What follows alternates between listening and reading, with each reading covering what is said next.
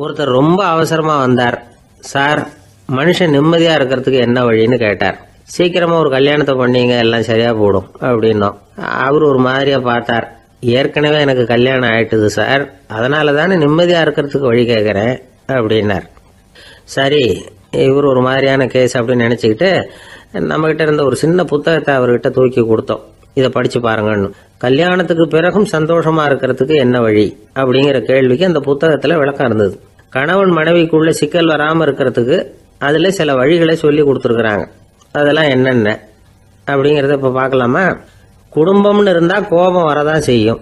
அது வந்துட்டு போகட்டும், பரவாயில்ல.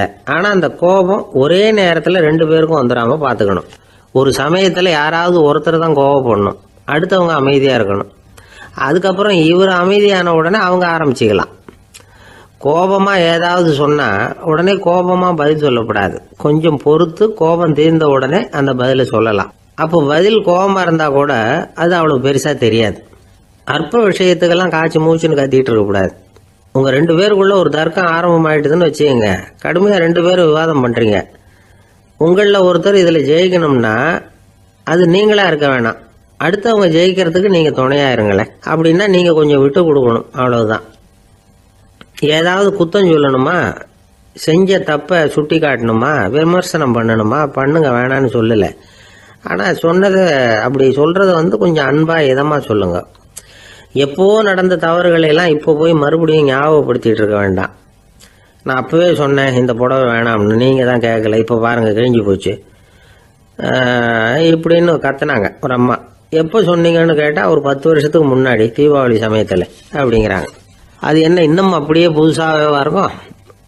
உங்களுக்கு அவர் தான் பெருசு, அவருக்கு நீங்க தான் பெருசு. அதை விட இந்த உலகத்துல வேற எதுவும் முக்கியம் இல்லைன்னு நினைக்கணும். நீ தான் என்னுடைய உலகம்னு எத்தனை தடவை சொல்லியிருப்பீங்க? அதெல்லாம் வெறும் வசனமா போயிடக்கூடாது. ஏதாவது ஒரு பிரச்சனையை பத்தி கடுமையா விவாதம் பண்ணிட்டு இருக்கீங்க, அதை அப்படியே பாதியில விட்டுட்டு படுக்கைக்கு போயிடக்கூடாது. சொச்சத்தை நாளைக்கு பேசிக்கலாம்னு. அப்படி போனா தூக்கம் வராது. பிரச்சனையை ஒரு முடிவு பண்ணிக்கிட்டு அதுக்கப்புறமா தூங்க போகணும். ஒரு நாள்ல ஒரு தடவையாவது உங்க ஜோடியை பாராட்டி நல்ல விதமா கனிவா ஒரு வார்த்தை சொல்லணும் அப்படின்னு தீர்மானம் பண்ணீங்க. ஏதாவது தப்பு பண்ணிவிட்டீங்கன்னா பரவாயில்ல, அதை ஒத்துக்கிறதுக்கும் மன்னிப்பு கேட்கறதுக்கும் தயாரா இருக்கணும்.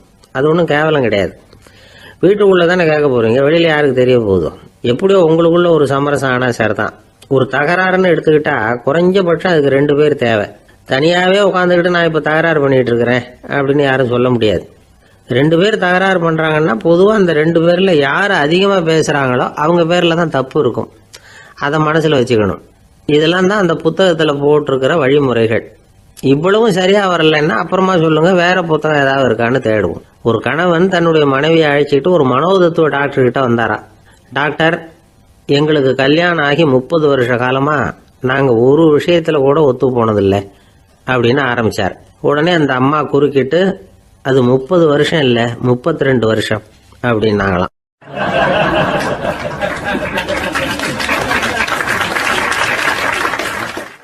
சில பேரை இப்படி சொல்றது உண்டு. அடுத்தவங்களை அனுசரிச்சு நடந்துக்க தெரியல, அவன் என்ன சார் மனுஷன் அப்படிம்பாங்க. சக மனிதர்களோட எப்படி பழகிறது அப்படின்னு தெரியாததுனாலேயே பல பேர் இன்னைக்கு சங்கடப்பட்டுக்கிட்டு இருக்கிறாங்க. வசதி வாய்ப்பெல்லாம் சரியா இருக்கும், ஆனா வாழ்க்கை சரியா இருக்காது. இன்னொருத்தர்கிட்ட எப்படி பேசுறது பழகிறதுங்கிறது தெரியாததுனாலதான் இந்த அவஸ்தை. சரி, இந்த அவஸ்தை இல்லாம வாழறது எப்படி? இதுக்கு அனுபவசாலிகள் சில வழிமுறைகளை சொல்றாங்க. அதெல்லாம் என்னென்னங்கிறத இப்ப தெரிஞ்சுக்குவோம். முதல்ல நம்ம நாக்கு நம்ம கண்ட்ரோல்ல இருக்கணும். வார்த்தைகளை கொட்டி விட்டு அதுக்கப்புறம் அள்ள முடியாம கிடந்து கஷ்டப்படக்கூடாது. எப்படி பேசுறோங்கிறதும் முக்கியம், பேசுறப்ப எப்படி முகத்தை வச்சிருக்கிறோங்கிறதும் முக்கியம். அன்பா பேசினாலும் நல்லா இருக்கும். அப்படி பேசுறப்ப ஆதரவா அவர் தோள் மேல ஒரு கையை போட்டுக்கிட்டு பேசினா இன்னமும் நல்லா இருக்கும்.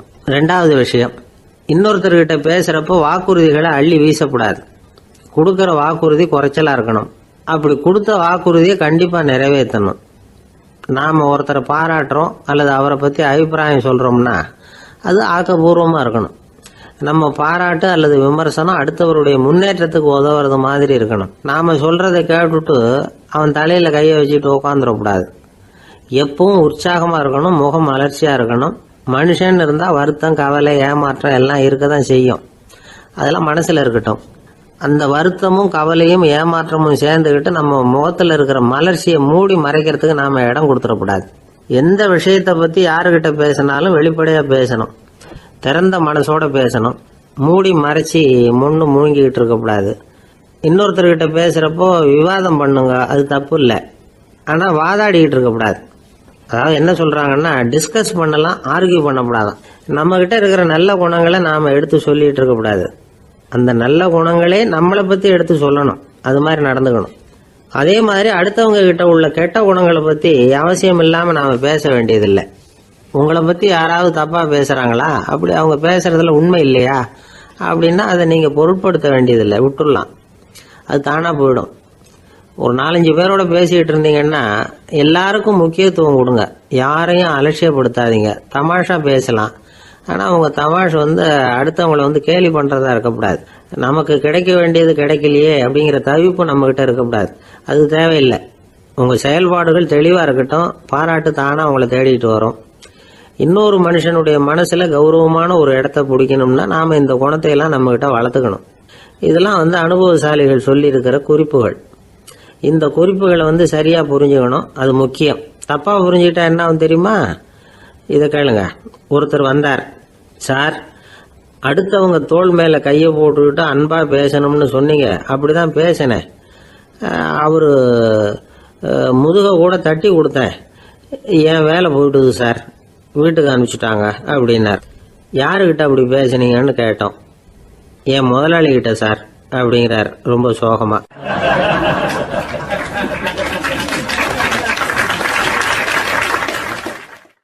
இந்த உலகமே ஒரு நாடக மேடை, நாம் எல்லாரும் நடிகர்கள். இது ஞானிகள் சொல்றது. இது ஒரு பக்கம் இருக்கட்டும். இந்த உலகத்துக்குள்ள எத்தனையோ நாடக மேடைகள், எத்தனையோ நடிகர்கள், எத்தனையோ நாடகங்கள், இதெல்லாம் எப்படி ஆரம்பமாச்சு? அதுதான் இன்னைக்கு தகவல். அதாவது ஆதி மனிதன் பேச ஆரம்பிக்கிறதுக்கு முன்னாடி சைகையாலேயே எல்லாத்தையும் சொல்லிக்கிட்டு இருந்தான். அதனால் அப்போவே நடிப்பு ஆரம்பமாயிட்டுது. முதல்ல ஒரு வேட்டையைத்தான் அவன் நடித்து காட்டியிருப்பான். இவன் எப்படி போனான், எதிரில் மிருகம் எப்படி வந்தது, அதோட எப்படி சண்டை போட்டான், எப்படி அடித்து கொண்டுகிட்டு வந்தான், இதை அப்படியே மற்றவங்களுக்கு நடித்து காட்டியிருப்பான். ஏன்னா மொழி கிடையாது. இந்த காலத்துலலாம் நாடகங்களில் நடிக்கிறவங்கள நடிகர்கள்ங்கிறோம். ஒரு காலத்தில் இவங்களுக்கு என்ன பேர் தெரியுமா? திஸ்பியர்கள் அப்படின்னு பேரான். இதுக்கு காரணம் உண்டு. அதாவது 2000 வருஷத்துக்கு முன்னாடி கிரீஸ் நாட்டில் திசிபியஸ் அப்படின்னு ஒரு ஆள் இருந்தான். அவன் ஒரு பெரிய நாடக கலைஞன். அவன் சில இளைஞர்களை சேர்த்துக்கிட்டான், பயிற்சி கொடுத்தான், நாடக குழுவை உருவாக்கினான். நடிகர்களையும் நாடகத்துக்கு தேவையான பொருள்களையும் ஏற்றிக்கிட்டு போகிறதுக்கு ஒரு வண்டியையும் தயார் பண்ணான். அந்த வண்டியிலேயே அவன் கிரேக்க நாடு பூராவும் சுற்றினான். ஊர் ஊராக நாடகம் போட்டான். ஒரு ஊருக்கு போனதும் அங்கே நாடகம் நடத்த தியேட்டர் இருக்கா அப்படிங்கன்னெல்லாம் பார்க்கறது இல்லை அவன். ஏன்னா அப்போலாம் தியேட்டர்னா என்னென்ன தெரியாது. நாடகம்னா அது ஒரு மூடிய கொட்டைக்குள்ளே தான் நடத்தணுங்கிறது அப்போ யாருக்குமே தோணலை. இந்த வண்டி போகும், அதுவே ஒரு பகுதி, அப்படியே ஒரு மேடை மாதிரி விரிச்சிக்கும். அதில் ஏறி நின்றுக்கிட்டு நாடகத்தை நடித்து காட்டுவாங்களாம். மக்கள்லாம் எதிரில் தரையில் உட்காந்து அதை பார்த்துக்கிட்டு இருக்கிறது. உலகத்தின் முதல் நடமாடும் தியேட்டர் இதுதானா. இந்த திசிபியஸ் தான் முதலாக உலகத்தில் நாடகம்ங்கிற பொழுதுபோக்கை நடத்தி காட்டினவன் அப்படின்னு சொல்கிறாங்க. அவன் சொந்தமாக நாடகம் எழுதுனா, நடித்தான், நாடகத்தை இயக்கினான். அதனால தான் அவனை first man of the theatre அப்படின்னு சொல்லுவாங்க. அவன் தான் நாடக மேடையின் முன்னோடி. கிரேக்கர் காலத்திலேயே நாடக ஆசிரியர்கள், நடிகர்கள், ரசிகர்கள் இவங்கெல்லாம் உருவாயிட்டாங்களாம். நாடகத்தின் சரித்திரத்தில் இந்த 3 பிரிவும் ரொம்ப முக்கியம். அதாவது கிரேக்க தியேட்டர்கள்லாம் திறந்த வெளி மேடைகள் தான். பெரும்பாலும் மலைச்சரிவுகள், அதுவே படிப்படியாக பண்ணியிருப்பாங்க. கீழே அரைவட்ட வடிவில் மேடை, அதுக்கு ஆர்கெஸ்ட்ரான்னு பேர். பிற்காலத்தில் இதில் உட்காந்து இசைக்குழுவினர் வாய்ச்சதுனால இசைக்குழுவுக்கே ஆர்கெஸ்ட்ராங்கிற பேர் வந்துட்டுது. இப்போ கிரேக்க தியேட்டர்களில் ஒன்று, அதோட காலம் கிமு 340. அதை இன்னமும் பாதுகாத்து வச்சிருக்கிறாங்களாம். எபிடாரஸ் அப்படிங்கிற இடத்துல அது இருக்குதான். இன்னமும் அந்த தியேட்டரை பயன்படுத்திக்கிட்டு வர்றாங்களாம். சிறந்த கிரேக்க நாடகங்கள்லாம் அங்கே நடிக்கிறாங்களாம்.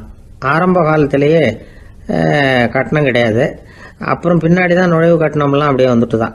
நடிகர்கள் பளபளப்பான ஆடைகள் உடுத்தியிருப்பாங்களாம்.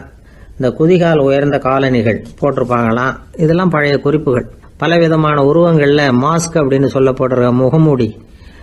அதனால் ஒரே நடிகர் பல வேடங்களில் நடிக்கிறது உண்டான். ஆரம்பத்தில் பெண் நடிகர்கள் கிடையாது, எல்லாம் ஆண் நடிகர்கள் தான். ரோமானியர்கள் தான் முதல் நிரந்தர நாடக மேடையை கட்டினவங்க. அதுதான் முதல் தியேட்டர். கிமு 1048 காலகட்டத்தில் பாம்பிங்கிற நகரத்தில் அதை கட்டியிருக்கிறாங்களாம். கிரேக்க ரோமானிய தியேட்டர்களின் அடிப்படையிலேயே இந்த இத்தாலிய வடிவ அமைப்பாளர்கள் இந்த குதிரை லாட வடிவில் ஒரு ஆடிட்டோரியத்தை உருவாக்கினாங்களாம்.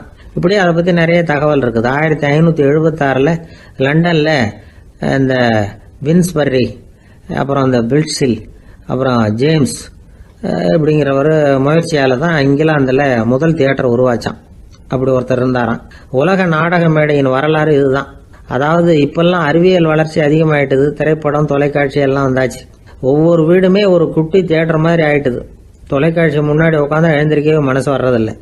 ஒரு அம்மா ஒரு மனோதத்துவ டாக்டரை தேடிட்டு வந்தாங்களாம் இந்த காலத்தில். டாக்டர், எங்கள் வீட்டுக்காரர் எப்போ பார்த்தாலும் டிவி முன்னாடி உட்காந்துக்கிட்டு அதையே வெறிச்சு பார்த்துக்கிட்டு இருக்கிறார், உத்து பார்த்துக்கிட்டு இருக்கார், எனக்கு சந்தேகமாக இருக்குன்னாங்களாம். இது மனக்கோளாறு இல்லைங்க, ஆர்வ கோளாறு, அவ்வளவுதான், இதுக்காக பயப்படாதீங்கன்னாராம் டாக்டர்.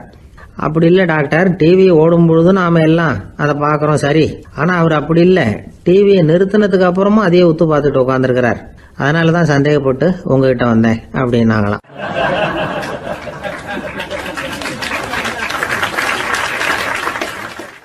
ஒரு சின்ன பையன் வந்தான். அவனை பார்த்து ஒரு கேள்வி கேட்டோம். ஏன்ப்பா உங்கள் வீட்டில் அம்மா புத்திசாலியா அப்பா புத்திசாலியா அப்படின்னு. அவன் அலட்சியமாக நம்மளை பார்த்து சிரிக்கிறான். என்ன சார் இது, இந்த காலத்தில் இது கூட தெரியாமல் இருக்கிறீங்களே அப்படிங்கிறான். ஒரு சின்ன பையன் நம்மளை பார்த்து இப்படி கேட்டு விட்டானே அப்படின்னு நினைக்கிறப்போ நமக்கு ஒரு மாதிரி ஆகிடும். அதுக்கப்புறம்தான் இந்த தாத்தா பாட்டிலாம் சொல்கிற ஒரு கதை ஞாபகத்துக்கு வந்தது. அது என்ன கதை தெரியுமா? ஒரு ஊரில் ஒரு அம்மாவும் பிள்ளையும் இருந்தாங்களாம். அந்த மகனுக்கு திடீர்னு தேசாந்திரம் போய் வரணும்னு ஆசை வந்துட்டுது. ஊராக போய் சுற்றி பார்க்கணுங்கிற ஆசை. அந்த அம்மாவுக்கு இது பிடிக்கல. மகனை பிரிஞ்சு இருக்கிறதுக்கு அவங்க மனசு இடம் கொடுக்கல. வேணாப்பான்னு சொல்லி பார்த்தாங்க, அவன் கேட்கல. திடீர்னு புறப்படவும் செஞ்சுட்டான். சரி, இனிமே அவனை தடுக்க முடியாதுன்னு முடிவு பண்ணிக்கிட்டாங்க அந்த அம்மா. இருந்தாலும் புத்திசாலித்தனமாக ஒரு யோசனை பண்ணாங்க. மகனை கிட்டத்தில் கூப்பிட்டாங்க. அவங்ககிட்ட சொன்னாங்க, இதை பாருப்பா, நீ தேசாந்திரம் போகிறதுன்னு தீர்மானம் பண்ணிவிட்ட, அதை நான் தடுக்கலை, போயிட்டு வந்துடும். ஆனால் போகிறதுக்கு முன்னாடி எனக்கு ஒரு வாக்குறுதி கொடுத்துட்டு போ அப்படின்னாங்க. போகிறப்போ ராத்திரியாக இருந்தாலும் பகலாக இருந்தாலும் சரி, புளிய மரத்து நிழலில் தான் தங்கணும். திரும்பி வர்றப்போ இரவும் பகலும் நீ வேப்ப மரத்து நிழல்லே தங்கணும் அப்படின்னாங்க. சரி, அப்படியே செய்கிறேன்னு சொல்லி வாக்குறுதி கொடுத்தான் பையன். புறப்பட்டு போனான். போகிற வழியில் புளிய மரத்து நிழல்லே தங்கினான், தூங்கினான். அப்படி போய்கிட்டே இருந்தான். 7வது நாள் அவன் உடம்பு சுகமில்லாமல் போயிட்டுது. ரொம்பவும் பலவீனமாயிட்டான். இனிமேல் நடக்க முடியாதுங்கிற நிலைமை வந்துட்டுது. யோசிச்சு பார்த்தான். சரி, இதுக்கு மேலே போக வேண்டாம் அப்படின்னு முடிவு பண்ணிட்டு திரும்பி வர ஆரம்பிச்சிட்டான். திரும்பி வர்றப்போ வழியில் வேப்ப மரத்து நிழல்லையே தங்கி வந்தான். நாளுக்கு நாள் உடம்பு சரியாக வந்துட்டுது. 7வது நாள் வீட்டுக்கு சேர்றான். உடம்பு பழையபடியே கலகலப்பாயிட்டுது. பூரண சுகம். தேசாந்திரம் போன பையன் திரும்பி வந்துட்டானே அப்படின்னு அந்த அம்மா ஆச்சரியப்படலை. ஏன்னா அவங்களுக்கு தெரியும் இப்படி ஆகும்னு. பையன் சீக்கிரமாக திரும்பி வரணுங்கிறதுக்காக தான் அவங்க அந்த யோசனையை சொன்னாங்க. என்ன விஷயங்கிறதையும் அவங்களே சொன்னாங்க. மகனே, புளிய மரத்து நிழல் உடம்புக்கு உஷ்ணத்தை கொடுக்கும், சீக்கம் உண்டாக்கும். அதனால் நீ தொடர்ந்து புளிய மரத்து நிழலில் தங்கினாவே நோய்க்கு ஆளாயிட்ட. அதனால் நல்ல பயணத்தை முடிச்சுக்கிட்டு திரும்பி வரணுங்கிற முடிவுக்கு வந்துட்ட. திரும்பி வர்றப்போ நீ தங்கினது வேப்ப மரத்து நிழல். அது உடம்புக்கு குளிர்ச்சியை தரக்கூடியது, நோயை தீர்க்கக்கூடியது. அதனால் சுகமாக வீட்டுக்கு சேர்ந்துட்ட. உன்னோட தேசாந்திர பயணத்தை தடுக்கிறதுக்காக தான் இப்படி பண்ணினேன் அப்படின்னாங்களாம் அந்த அம்மா. பார்த்தீங்களா அம்மாவோட புத்திசாலித்தனத்தை? அப்பாவாக இருந்தால் இப்படியா பண்ணுவார்? ஒரு அப்பா பையன்கிட்ட 10 ரூபா கொடுத்து இதை எடுத்துக்கிட்டு அடுத்த ஊருக்கு போய் அங்கே இருக்கிற மாமா கிட்ட இதை கொடுத்துட்டு வாடா, வழியில் எங்கேயாவது மரத்தடியில் படுத்து தூங்கி விடாதே அப்படின்னு எச்சரிக்கை பண்ணி அனுப்புனாராம். பையனுக்கு எச்சரிக்கையாக வாழறது எப்படிங்கிறத கற்றுக் கொடுக்கறதுக்காக இப்படி பண்ணார். அவன் பணத்தை வாங்கிட்டு போனான். அப்பா சொன்னதை மறந்துட்டு ஒரு மரத்தடியில் படுத்து தூங்கிட்டான். அவனுக்கு தெரியாமல் அவன் பின்னாடியே போன அப்பா அவன் கையில் இருந்த அந்த 10 ரூபாயை நைஸாக எடுத்துகிட்டு வந்துட்டார். அவன் பையில் தானே வச்சுருந்தான், அது தெரியாமல் எடுத்துகிட்டு வந்துட்டார். அவன் தூங்கிக்கிட்டு இருக்கான். எடுத்துகிட்டு ஒரு மறுபடியும் வீட்டுக்கு வந்துட்டார். பையன் முழிச்சுக்கிட்டு பையை தடவி பார்க்குறான், பணத்தை காணும். அழுதுகிட்டே திரும்பி வந்தான். அப்பா கிட்ட விஷயத்த சொன்னான். அப்பா சிரிச்சுக்கிட்டே சொன்னார், அதுக்கு தான்ப்பா ஆரம்பத்திலேயே எச்சரிக்கை பண்ணினேன், இனிமேலாவது நீ ஜாக்கிரதையாக இருக்கணும் அப்படிங்கிறதுக்காக தான் இப்படி பண்ணினேன். அந்த பணம் எங்கேயும் போயிடல, நான் தான் அதை உனக்கு தெரியாமல் எடுத்து வச்சிருக்கிறேன். இதோ பாரு அப்படின்னு சொல்லிக்கிட்டு சைடு பாக்கெட்டில் கையை விட்டா அது ஓட்டையாக இருக்குது. அதை எவனோ ஏற்கனவே கத்திரிச்சு எடுத்துகிட்டு போட்டான். இப்போ அப்பா முகத்தில் அசடு வழிஞ்சுதான்.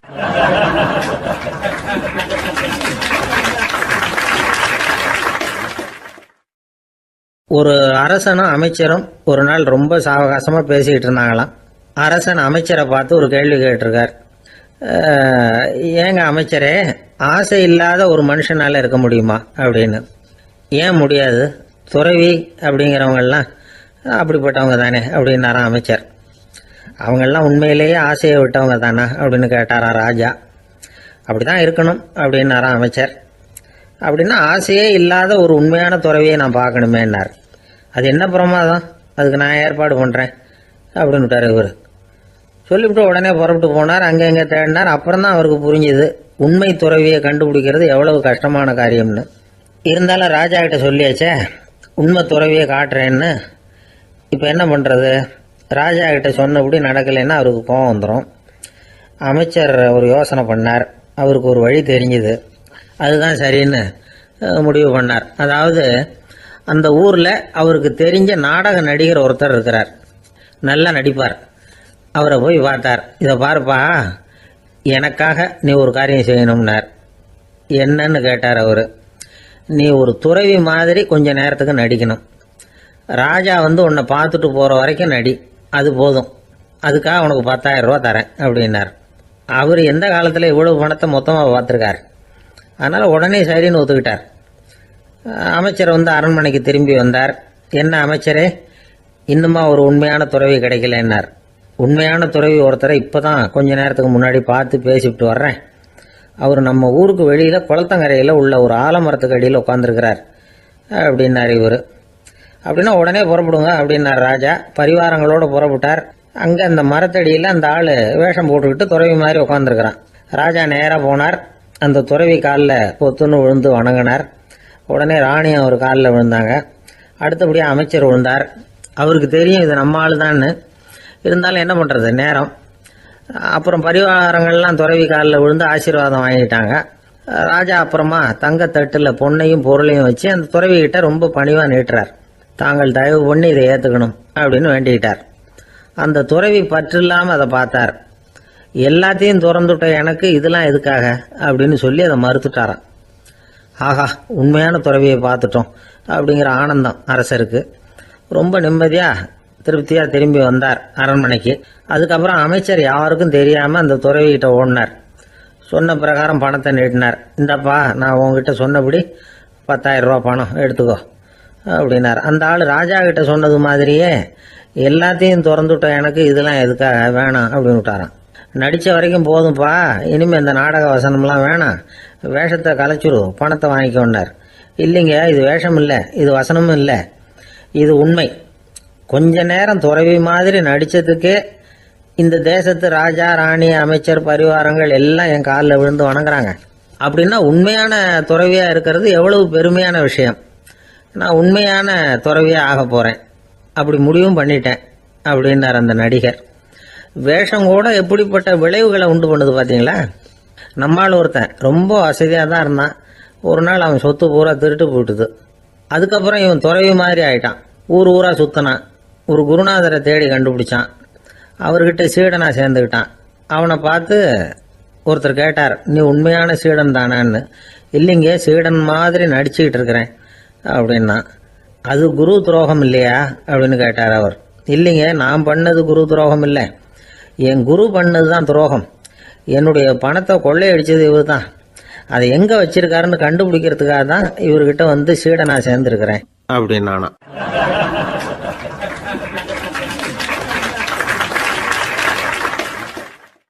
ஒரு ஆள் இருந்தான், நிறைய பணம் சம்பாதிச்சான். ஆனால் செலவு பண்ண மனசு வரல, கருமி. அவன் என்ன பண்ணா, சேர்த்த பணம் பூராவையும் ஒரு மரத்தடியில் புதைச்சி வச்சிருந்தான். வாரத்துக்கு ஒரு தடவை அந்த மரத்தடிக்கு வருவான். புதைச்ச இடத்த ஆவலோடு பார்த்துக்கிட்டு இருப்பான். அதுக்கப்புறம் போயிடுவான். அவ்வளவுதான். ஒரு நாள் ஒரு திருடன் வந்தான். இவன் புதைச்சி வச்சிருந்ததெல்லாம் எடுத்துட்டு போட்டான். இது தெரிஞ்சு போச்சு. அந்த கருமி புலம்ப ஆரம்பிச்சிட்டான். இவன் புலம்பலை கேட்டதும் அக்கம் பக்கத்தில் இருந்தவங்க எல்லாம் ஓடி வந்தாங்க. என்ன விஷயம்னு விசாரிச்சாங்க. இவன் சொன்னான். ஒரு பெரியவர் கேட்டார், ஏப்பா வாரம் வந்து இந்த இடத்த பார்க்கறதாக சொன்னியே, எப்போவாவது இதில் இருக்கிற பணத்தை எடுத்து செலவு பண்ணியிருக்கியா அப்படின்னு கேட்டார். நான் அப்பப்போ வந்து அதை பார்க்கறது தான் வழக்கம், அதை தொட்டதே இல்லைன்னு அவன். சரி, அப்படின்னா இப்போவும் நீ அதே மாதிரி வாரம் ஒரு தடவை வந்து இந்த இடத்த பார்த்துட்டு போகலாமே அப்படின்னாராம் அந்த பெரியவர். அதுவும் சரிதானே, எவ்வளவு காலமானாலும் அவன் அந்த பணத்தை எடுத்து செலவு பண்ண போறதில்ல. அப்படி இருக்கிறப்ப உள்ளே பணம் இருந்தாலும் ஒன்று தான், இல்லாமல் போனாலும் ஒன்று தான். இதிலிருந்து என்ன புரியுதுன்னா, ஒருத்தர்கிட்ட இருக்கிற பணத்தை கொண்டு அவர் பணக்காரரா ஏழையா அப்படின்னு முடிவு செய்கிறது சரியில்லை. அந்த செல்வத்தை அனுபவிக்கிற திறன், பயன்படுத்துகிற திறன், அதை வச்சு தான் அவர் ஏழையா பணக்காரரா அப்படிங்கிறத நிர்ணயம் பண்ணணும். அதுதான் சரி. செலவு பண்ண தெரியாதவன் சேகரம் பண்ணிகிட்டே இருக்கிறதுனால என்ன பிரயோஜனம்? தலைமுடியே இல்லாதவன் தாராளமாக சீப்புகளை வாங்கி சேகரம் பண்ணுறது மாதிரி தானே இது. சில சமயம் செலவு பண்ண நாம் தயாராக இருந்தால் கூட அந்த செல்வம் நமக்கு பயன்படுறதில்ல. அரேபியாவில் ஒரு நகை வியாபாரி விலை உயர்ந்த முத்துக்களை எல்லாம் அவர் வச்சு வியாபாரம் பண்ணிகிட்டு இருந்தார். அவர் ஒரு சமயம் ஒரு பாலைவனம் வழியாக போயிட்டு இருக்கிறார் ஒட்டகத்தில். அப்போ திடீர்னு கடுமையான புயல் வீச ஆரம்பிச்சுட்டுது. திசை தவறி இவர் எங்கேயோ வந்துட்டார். கூட வந்தவங்களையும் காணல, எங்கே போனாங்களோ தெரியல. இவர் ரொம்ப பயந்து போய் அங்கேயும் எங்கேயுமா அலைஞ்சு தெரிகிறார். வழியே தெரியல. பசி கடுமையாயிட்டுது. ஒட்டகத்து முதுகில் ஒரு மூட்டை இருந்தது. அதை பிரித்து பார்த்தார். உள்ளே ஏதாவது இருக்கான்னு தேடி பார்க்குறார். அது வரைக்கும் கண்ணில் தட்டுப்படாத அபூர்வமான ஒரு பை கண்ணில் பட்டுது. ஆஹா, அதில் ஏதாவது சாப்பிட்றதுக்கு இருக்கும் அப்படின்னு நினச்சி ஆவலாக அதை பிரித்து பார்க்குறார். அந்த பையில் விலை உயர்ந்த முத்துக்கள் நிறைய இருந்துதான். அப்போ தான் அவர் நினச்சாராம், விலை உயர்ந்த முத்துக்கள் கூட சாப்பிட்றதுக்கு உணவாக முடியாது அப்படிங்கிறத புரிஞ்சுக்கிட்டாராம். எந்த நேரத்தில் எது நமக்கு தேவையோ அது நமக்கு தாராளமாக கிடைக்கணும். அப்படி அது கிடைக்கிறதுக்கு நம்மக்கிட்ட இருக்கிற செல்வம் பயன்படணும். அது நமக்கும் பயன்படலாம், நம்ம மூலமாக அடுத்தவங்களுக்கும் பயன்படலாம். அதுதான் செல்வத்தின் பயன். ஒரு மரத்தடியில் ஒருத்தன் உட்காந்து அழுதுகிட்டு இருந்தான். அந்த பக்கமாக வந்த இன்னொருத்தன் ஏப்பா அழுதுகிட்டு இருக்கிறேன்னு கேட்டான். இந்த இடத்துல தான் பூமிக்கு அடியில் பணம் இருக்குது, புதைச்ச இடம் தெரியல, அதான் அழறேன் அப்படின்னா. நல்லா ஞாபகப்படுத்தி பாரு, எந்த இடத்துல புதைச்ச அப்படின்னு கேட்டான் இவன். அது எப்படி எனக்கு தெரியும், புதைச்சி வச்சிருக்கிறவன் நான் இல்லையே, எங்கள் எழுத்து வீட்டுக்காரன் அப்படின்னானா இவன்.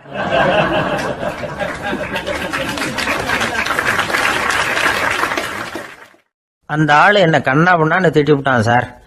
அதை நினைச்சா எனக்கு ரொம்ப வருத்தமா இருக்கு அப்படின்னு சொல்லி கவலைப்பட்டார் ஒருத்தர். இதுல கவலைப்படுறதுக்கு என்ன இருக்குது அப்படின்னாரு ஒரு பெரியவர். அவர் ஒரு மகான். என்ன சார் இப்படி சொல்றீங்க, ஒருத்தர் நம்ம பார்த்து திட்டுனா வருத்தமா இருக்காதா அப்படின்னார். அது எப்படி வருத்தமா இருக்கும், திட்டுறதுங்கிறது என்ன, அது வெறும் சத்தம் தானே அப்படின்னார் அந்த பெரியவர். நம்ம ஆளுக்கு தலையை பிச்சுக்கலாம் போல இருந்தது. இருக்காது அப்படின்னா நமக்கு அப்படி தானே தோணுது. அந்த பெரியவர் சொல்றது ரொம்ப பெரிய விஷயம். அதை நாம் புரிஞ்சிக்க முயற்சி பண்ணலாம்னா நடைமுறை வாழ்க்கைக்கு அது ஒத்து வர்றது மாதிரி தெரிய மாட்டேங்குது. இருந்தாலும் அந்த பெரியவர் அதுக்கு என்னதான் விளக்கம் கொடுக்குறாருன்னு பார்ப்போமே. ஒரு ரயில் போயிட்டு இருக்கு, அதில் ஒரு சாது போயிட்டு இருக்கார். அந்த ரயில் வந்து அவர் ஹரித்வாரம் போயிட்டு இருக்கார். அவர் ரயிலில் ஏகப்பட்ட கூட்டம். நம்ம ஊர் ரயில் கேட்க வேணும், டிக்கெட் வாங்கிட்டு கொஞ்சம் பேர், வாங்காத கொஞ்சம் பேர். அது என்னத்துக்கு அனாவசியமா டிக்கெட் அப்படிங்கிற நினைப்புல பாதி பேர். இந்த கூட்டத்துக்கு மத்தியில் அந்த சாதுவும் போயிட்டு இருக்கிறார். உட்கார்றதுக்காக இருந்த இடத்துல ஒரு ஆள் படுத்திருக்கிறான். கொஞ்சம் முரட்டு ஆசாமி. அவன் காலு பக்கத்தில் கொஞ்சோண்டு இடம் பாக்கி இருந்தது. அந்த இடத்துல இந்த சாது உட்காந்துருந்தார். மெதுவாக உட்காந்துக்கிட்டார் போய். ஆனால் அந்த ஆள் ராத்திரி பூரா இவரை காலால் உதச்சிக்கிட்டே இருக்கிறான். அது இவருக்கு ரொம்ப அவமானமாக பட்டுது. அதனால துக்கம் ஏற்பட்டது. இருந்தாலும் அதை ஒரு மாதிரியாக சகிச்சுக்கிட்டே இவர் வந்து சேர்ந்தார். பொழுது விடிஞ்சது. அந்த சாது ஹரித்வார் வந்து சேர்ந்தார். அங்கே ஒரு பெரிய ஞானியை சந்திச்சார். ராத்திரி ரயிலில் அந்த ஆள் உதைச்சதையும் அதனால் தனக்கு ஏற்பட்ட துக்கத்தையும் இந்த சாது அந்த ஞானிகிட்ட சொன்னார். சொல்லிவிட்டு, ஏன் சுவாமி, எனக்கு துக்கம் ஏற்பட்டதே அது தப்பா அப்படின்னு கேட்டார். தவறுதான் அந்த ஞானி. உனக்கு இன்னமும் தேக அபிமானம் போகலைங்கிறது தான் அது காட்டுது. அஷ்டாவக்கிரர் என்ன சொல்றார் தெரியுமா, உண்மையான ஞானி யாராவது தன்னை வந்தனை செய்தால் அதற்காக சந்தோஷப்பட மாட்டார், யாராவது நிந்தனை செய்தால் அதற்காக வருத்தப்பட மாட்டார் அப்படின்னு சொல்றார். நிந்தனைங்கிறது ஒரு ஒலி தான். தேகாபிமானம் இருக்கிற வரைக்கும் இந்த ஒலி நம்மளை வேதனைப்படுத்தும். நான் தேகம் இல்லை, ஆத்மா அப்படிங்கிற நினைவு இருந்தா இந்த ஒலி நம்மளை பாதிக்காது. மனு என்ன சொல்றார் தெரியுமா? ஒரு சாதகன் பாராட்டுதலை விஷம்னு நினைச்சு பயப்படணும், அவமானத்தை அமிர்தம்னு நினைச்சு சந்தோஷப்படணுங்கிறார். அவமானப்பட்டா கவலைப்படாம எப்படி இருக்க முடியும் அப்படின்னு தான் நமக்கு தோணும். அதனாலதான் நம்மள யாரும் இதுக்கு உதாரணமா யாரையும் காட்ட முடியல. புத்தரையும் கபீரையும் உதாரணமா காட்டுறாங்க. அவங்களுக்கெல்லாம் அவமானம் ஏற்பட்டப்போ கவலையே படலையாம்.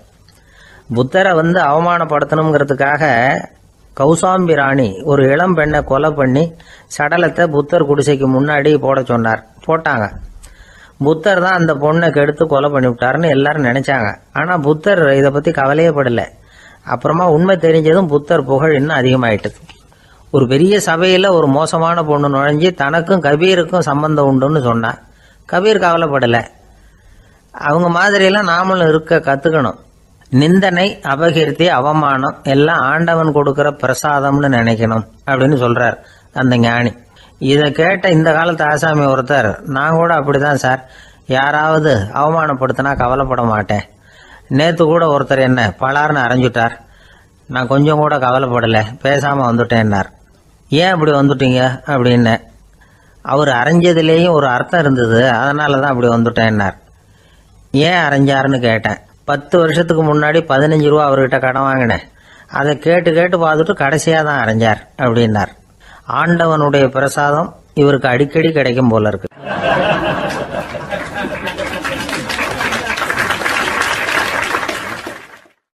ஒரு பல்கலைக்கழகம், அங்கே ஒரு இலக்கிய பேராசிரியர், அவர் பாடம் நடத்திட்டு இருந்தார். ராபர்ட் பிரவுனிங் எழுதிய கவிதைகளை பற்றி சொல்லிட்டு இருக்கிறார். மாணவர்களும் ரொம்ப அக்கறையாக அதை கேட்டுக்கிட்டு இருக்கிறாங்க. ஒரு குறிப்பிட்ட கவிதையை பற்றி சொல்லும் பொழுது அந்த பேராசிரியருக்கே ஒரு சந்தேகம். அதாவது அந்த கவிதையின் சரியான அர்த்தம் என்னங்கிறதுல சந்தேகம். பேராசிரியர் யோசனை பண்ணார். அந்த கவிதையை முழுசா புரிஞ்சுக்க முடியல. அதனால மாணவர்களை பார்த்து சொன்னார், மாணவர்களே, ஒரு நாள் பொறுத்துங்க, இந்த கவிதையை எழுதின கவிஞர் எங்க வீட்டுக்கு பக்கத்துல தான் இருக்கிறார். இன்னைக்கு சாயந்தரம் நான் அவரை நேரிலேயே போய் பார்க்கறேன், பார்த்து இதுக்கு என்னங்க அர்த்தம்னு கேட்டுட்டு வந்துடுறேன், அதுக்கப்புறம் உங்ககிட்ட சொல்றேன் அப்படின்னாராம். அன்னைக்கு சாயந்தரமே அந்த பேராசிரியர் கவிஞரை தேடிட்டு போயிட்டார். கவிஞர் அவங்க வீட்டில் அவர் பாட்டு உட்காந்துருந்தாராம். இவர் போய் அவர் முன்னாடி உட்காந்தார். அப்புறம் கேட்டார், ஐயா, அந்த கவிதையின் முழு பொருள் என்னன்னு தெரிஞ்சுட்டு போறதுக்காக வந்திருக்கிறேன் அப்படின்னாராம். எந்த கவிதை அப்படின்னாராம் அவரு. இவர் அந்த கவிதையை சொல்லியிருக்கார். கவிஞர் கொஞ்சம் யோசனை பண்ணிவிட்டு அப்புறம் சொன்னாராம், பேராசிரியரே, நீங்க கொஞ்சம் தாமதமா வந்துட்டீங்கன்னாராம். இவருக்கு ஒன்றும் புரியல. நீங்க என்ன சொல்றீங்க? நான் தாமதமா வந்துட்டேனா? நீங்க தான் உயிரோடு இருக்கிறீங்களே, அப்படி இருக்கும்பொழுது நான் தாமதமா வந்துட்டேன்னா அது எப்படி அப்படின்னு இவர் குழம்பி இருக்கிறார். இப்ப கவிஞர் சொன்னாராம், ஐயா, நான் உயிரோட இருக்கிறேனா இல்லையாங்கிறது முக்கியம் இல்லை. நான் அந்த கவிதை வரிகளை எழுதினப்போ 2 பேருக்கு அதோட அர்த்தம் தெரிஞ்சிருந்தது. இப்போ ஒரே ஒருத்தருக்கு தான் அதோட அர்த்தம் தெரியும் அப்படின்னாராம். பேராசிரியர் யோசனை பண்ணியிருக்கார். அப்படின்னா அந்த ஒருத்தர் கவிஞர் ராபர்ட் பிரவுனிங்கை தவிர வேற யாரா இருக்க முடியும்? இவர் தான் அப்படிங்கிறத அவர் மனசுல நினைச்சுக்கிட்டார். அதனால சொன்னார், ஐயா, நான் தாமதமா வரல, அந்த கவிதையின் பொருள் என்ன அது சொல்லுங்கன்னார். பேராசிரியரே, நான் சொல்றது உங்களுக்கு புரியலன்னு நினைக்கிறேன். நான் இந்த வரிகளை எழுதினப்போ 2 பேருக்கு அதோட அர்த்தம் தெரிஞ்சிருந்தது. அந்த 2 பேர் யாருன்னா, ஒருத்தர் ராபர்ட் பிரவுனிங், அதாவது நான், இன்னொருத்தர் கடவுள். இப்போ அது கடவுளுக்கு மட்டும்தான் தெரியும். நானே இதை பத்தி பல தடவை யோசனை பண்ணி பார்த்தேன். இது ரொம்ப அழகானது, ஆனாலும் ரொம்ப வழுக்கலானது. அதை பிடிச்சிட்டோம்னு நினைச்சிட்டு இருக்கும் பொழுதே காத்து மாதிரி அது உங்ககிட்ட இருந்து ஓடி போயிடுது. எனக்கு ரொம்பவும் வருத்தமா தான் இருக்குது. நிச்சயமா நான் தான் இந்த வரிகளை எழுதியிருக்கிறேன், அதுல அர்த்தம் இருக்குங்கிறது எனக்கு தெரியும், அதை நான் உணர்றேன். ஆனா நீங்க என்ன மன்னிக்கணும், எனக்கே கூட அதை என்னால விளக்க முடியல. அப்படி இருக்கும் பொழுது உங்களுக்கு எப்படி அதை நான் விளக்க முடியும் அப்படின்னாரா அந்த கவிஞர். அனுபவிக்கப்படக்கூடிய எல்லாமே விளக்கப்படக்கூடிய ஒன்றல்ல, விளக்கப்படும் எல்லாமே அனுபவிக்கப்படக்கூடிய ஒன்றல்ல அப்படிங்கிறது ஞானிகளுடைய கருத்து. அதுக்காக தான் அந்த சம்பவம். வாழ்க்கையில் நீங்கள் தொடர்ந்து ஆய்வு செய்து கொண்டே இருக்கக்கூடிய விளக்கங்களை ஒருபோதும் அடைய முடியாத பரிமாணங்கள் இருக்கிறதுனால தான் அது அலுப்பு தட்டாமல் இருக்குது. உங்களால் நிறைய அனுபவிக்க முடியும். இருந்தாலும் நீங்கள் அனுபவித்து அறிந்த விஷயங்கள் கூட வார்த்தைகளால் விளக்கப்பட முடிவதில்லை அப்படிங்கிறது பெரியோர் சிந்தனை. இதெல்லாம் ஒரு பக்கம் இருக்கட்டும். நமக்கு தெரிஞ்ச பேராசிரியர் ஒருத்தர் 1 மணி நேரம் ரொம்ப விவரமாக வகுப்பு எடுத்தார். கடைசியாக சொன்னார், மாணவர்களே, ரொம்பவும் எளிமையாக விளக்கமாக எல்லா விவரமும் சொல்லியிருக்கிறேன். அதனால் இதில் உங்களுக்கு சந்தேகம் வர்றதுக்கு வாய்ப்பே இல்லை. இருந்தாலும் கேட்க வேண்டிய கடமை கேட்குறேன். இது வரைக்கும் நடத்தினதில் யாருக்காவது ஏதாவது சந்தேகம் உண்டா அப்படின்னு கேட்டாராம். எனக்கு ஒரே ஒரு சந்தேகம்தான் சார் அப்படின்னு எழுந்திரிச்சு நிற்கிறான் ஒருத்தன். என்னன்னு கேட்டாராம். இது வரைக்கும் நீங்கள் என்ன பாடம் சார் நடத்துனீங்க அப்படின்னானா அவன்.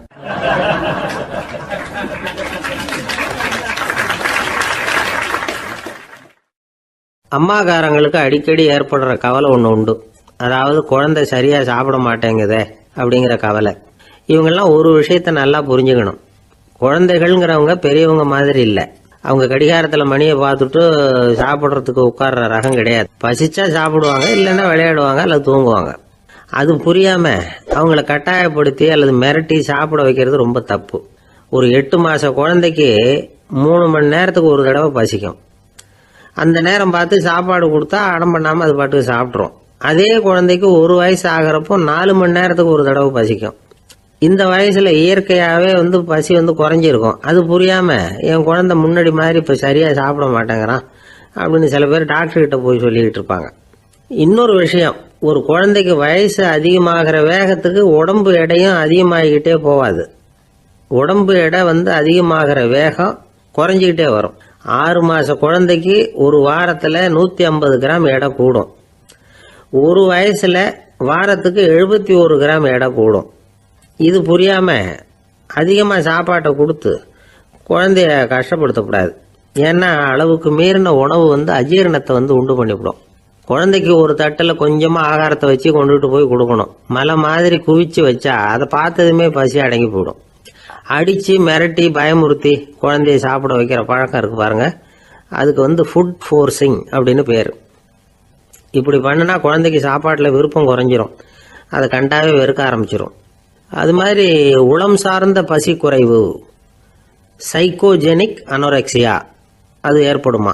சாப்பாடுங்கிறதே ஒரு தண்டனை மாதிரி தோணும். குழந்தைகளுக்கு பிடிச்ச மாதிரியான ஆகாரத்தை கொடுக்கணும். சத்து அதிகம் இருக்குங்கிறதுக்காக அதுக்கு பிடிக்காத ஆகாரத்தை கொடுத்து கட்டாயப்படுத்தக்கூடாது. குழந்தைகளுக்கு 2 வயசு ஆகிறப்போ இயற்கையாகவே எதிர்மறை குணம் உண்டாகும். அதாவது அந்த எதிர்மறையாக பேசுறது. இது மாதிரி சமயங்களில் நாம் என்ன சொல்கிறோமோ அதுக்கு நேர்மாறாக நடந்துக்கும். ஏட்டிக்கு போட்டி. சாப்பிட சொன்னால் விளையாட போவோம், விளையாட சொன்னால் சாப்பாடு கேட்கும். இதை புரிஞ்சுக்கிட்டு நடந்துக்கணும். குழந்தை சொன்ன பேச்சை கேட்கலேன்னு கோவப்படக்கூடாது. குழந்தை வளர வளர பிடிவாத குணம் வர்றது சகஜம். கேட்டதை வாங்கி கொடுத்தாதான் சாப்பிடுவேன் அப்படின்னு பிடிவாதம் பண்ணும். வாங்கி கொடுத்து விடுறது தான் உத்தமம். நீங்களும் அதுகிட்ட பிடிவாதம் பண்ணிட்டு இருக்கக்கூடாது. ஏன்னா கேட்டது கிடைக்கலையேங்கிற ஏமாற்றம் கூட குழந்தையோட பசியை குறைச்சிரும். கேட்டது கிடைச்சிட்டா பசி அதிகமாகும். கொடுத்ததை மளமளன்னு சாப்பிட்றோம். குழந்தைகளுக்கு கண்ட கண்ட நேரத்தில் சாப்பிட்றதுக்கு எதையாவது வாங்கி கொடுத்துக்கிட்டு இருந்தா சாப்பாட்டு நேரத்தில் சாப்பிடாம அடம் பண்ண ஆரம்பிச்சிடும். பள்ளிக்கூடம் போகிற பிள்ளைங்க காலை உணவை சரியாக சாப்பிட மாட்டாங்க. அச்சம், அவசரம், பரபரப்பு இதெல்லாம் தான் காரணம். பள்ளிக்கு புறப்படுறதுக்கு ஒரு 3/4 மணி நேரத்துக்கு முன்னாடியே சாப்பாடு போட்டுருங்க, அது சரியாக போடும். படிக்கிற குழந்தைகள் உடல் சோர்வு, மனச்சோர்வு இது காரணமாக கூட சாப்பிட மறுக்கிறது உண்டு. இப்போ உதாரணமாக சாயந்தரம் விளையாடி விட்டு வீட்டுக்கு வந்ததும் சாப்பிட சொன்னால் வேணாம்பாங்க. இது உடல் சோர்வு. ரொம்ப நேரம் வீட்டு பாடங்களை செஞ்சு முடித்த கையோடு சாப்பிட சொன்னாலும் அவங்களால சரியாக சாப்பிட முடியாது. இது உளச்சோர்வு, அதாவது மனச்சோர்வு. இதை தவிர குழந்தைகளுக்கு உடல் நலக்குறைவு ஏற்பட்டால் கூட சாப்பிட மறுக்கிறது உண்டு. சில மருந்து மாத்திரைகள் கூட பசியை குறைச்சிரும்.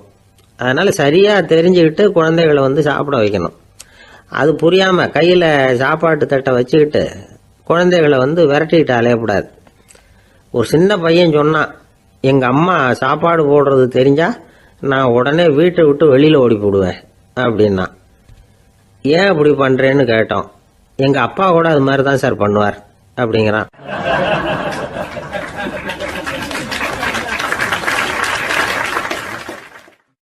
பந்திக்கு முந்தர ஆசாமிகள் நம்மள பல பேர் உண்டு. அப்படி முந்தறதுக்கு கூட முயற்சி பண்ணுறவங்க நிறைய பேர் இருக்கிறாங்க. இதில் என்ன ஒரு விஷயம்னா, பந்திக்கு முந்துறது கூட தப்பு இல்லை. ஆனால் அப்படி ஒரு விருந்தில் ஆளாக போய் உட்காந்து சாப்பிட்டா கூட வெளியில் வர்றப்ப என்ன பெரிய விருந்து வச்சுட்டான், சாம்பாரில் உப்பு இல்லை, ரசத்தில் காரம் இல்லை அப்படின்னு குறை சொல்லிகிட்டே வர்றது இருக்கு பாருங்க, அது சரியில்லை, நாகரிகமும் இல்லை. கல்யாண பத்திரிகையில் என்ன போட்டிருக்குது, என் பொண்ணுக்கும் இன்னார் பையனுக்கும் கல்யாணம், எல்லாரும் குடும்பத்தோடு வந்திருந்து மணமக்களை ஆசீர்வதிக்கணும், இப்படி தானே போட்டிருக்கோம். குடும்பத்தோடு விருந்து சாப்பிட்டு சாப்பாடு எப்படி இருக்குன்னு அபிப்பிராயம் சொல்லிவிட்டு போங்க அப்படின்னா போட்டிருக்கு கல்யாண பத்திரிகையில்.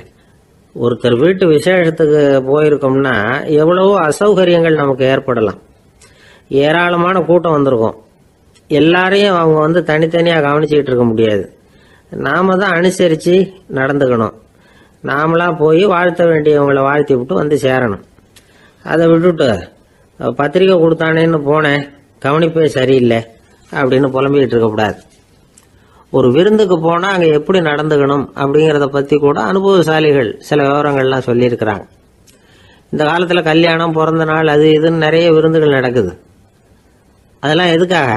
மனித உறவுகளை வளர்த்துக்கிறதுக்காக தான், வேற எதுக்கு? ஒரு விருந்துக்கு போனால் அமைதியாக பொறுமையாக போய் உட்காரணும். அடித்து பிடிச்சிக்கிட்டு இடத்த பிடிக்க போகிறேன் அப்படின்னு நிற்கக்கூடாது. முதல் பந்தி நடந்துக்கிட்டு இருந்தால் அது முடிஞ்சு இலை எடுத்து சுத்தம் பண்ணதுக்கு அப்புறம் போய் உட்கார்றது தான் நாகரீகம். இலை எடுக்கிறதுக்கு முன்னாடியே அங்கே போய் உட்காந்தா நல்லா இருக்காது. நீங்கள் சாப்பிட்டுட்டு உட்காந்துருக்கீங்களா, சாப்பிட்றதுக்கு உட்காந்துருக்கீங்களா, பார்க்குறவங்களுக்கு சந்தேகம் வந்துடும். அதே மாதிரி இலையில எல்லா ஐட்டமும் பரிமாறினதுக்கு அப்புறம் சாப்பிட ஆரம்பிக்கணும். ஒவ்வொரு ஐட்டமாக வைக்க வைக்க நாம் பாட்டுக்கு எடுத்து உள்ளே தள்ளிகிட்டே இருந்தோம்னா எதை வச்சோம் எதை வைக்கலன்னு பரிமாறினவரே குழம்பி போயிடுவார். ஏன்னா எப்போ பார்த்தாலும் இலை காலியாகவே இருக்கும். சாப்பிட்றப்போ உங்கள் சாப்பாட்டையே நீங்கள் கவனிக்கணும். அடுத்தவங்க இலையில என்ன இருக்குது, பக்கத்தில் இருக்கிறவர் எதை அதிகமாக சாப்பிட்றார், இதெல்லாம் நமக்கு என்னத்துக்கு? எல்லாரும் சாப்பிட்டு முடிக்கிற வரைக்கும் பொறுமையாக இருக்கிறது தான் நல்லது. நீங்கள் மட்டும் திடீர்னு பாதியில் எழுந்திரிச்சு பக்கத்தில் இருக்கிறவங்களுக்கு சங்கடமாக இருக்குமேங்கிறதெல்லாம் யோசிக்காமல் நீங்கள் பாட்டு எழுந்திரிச்சு போகக்கூடாது.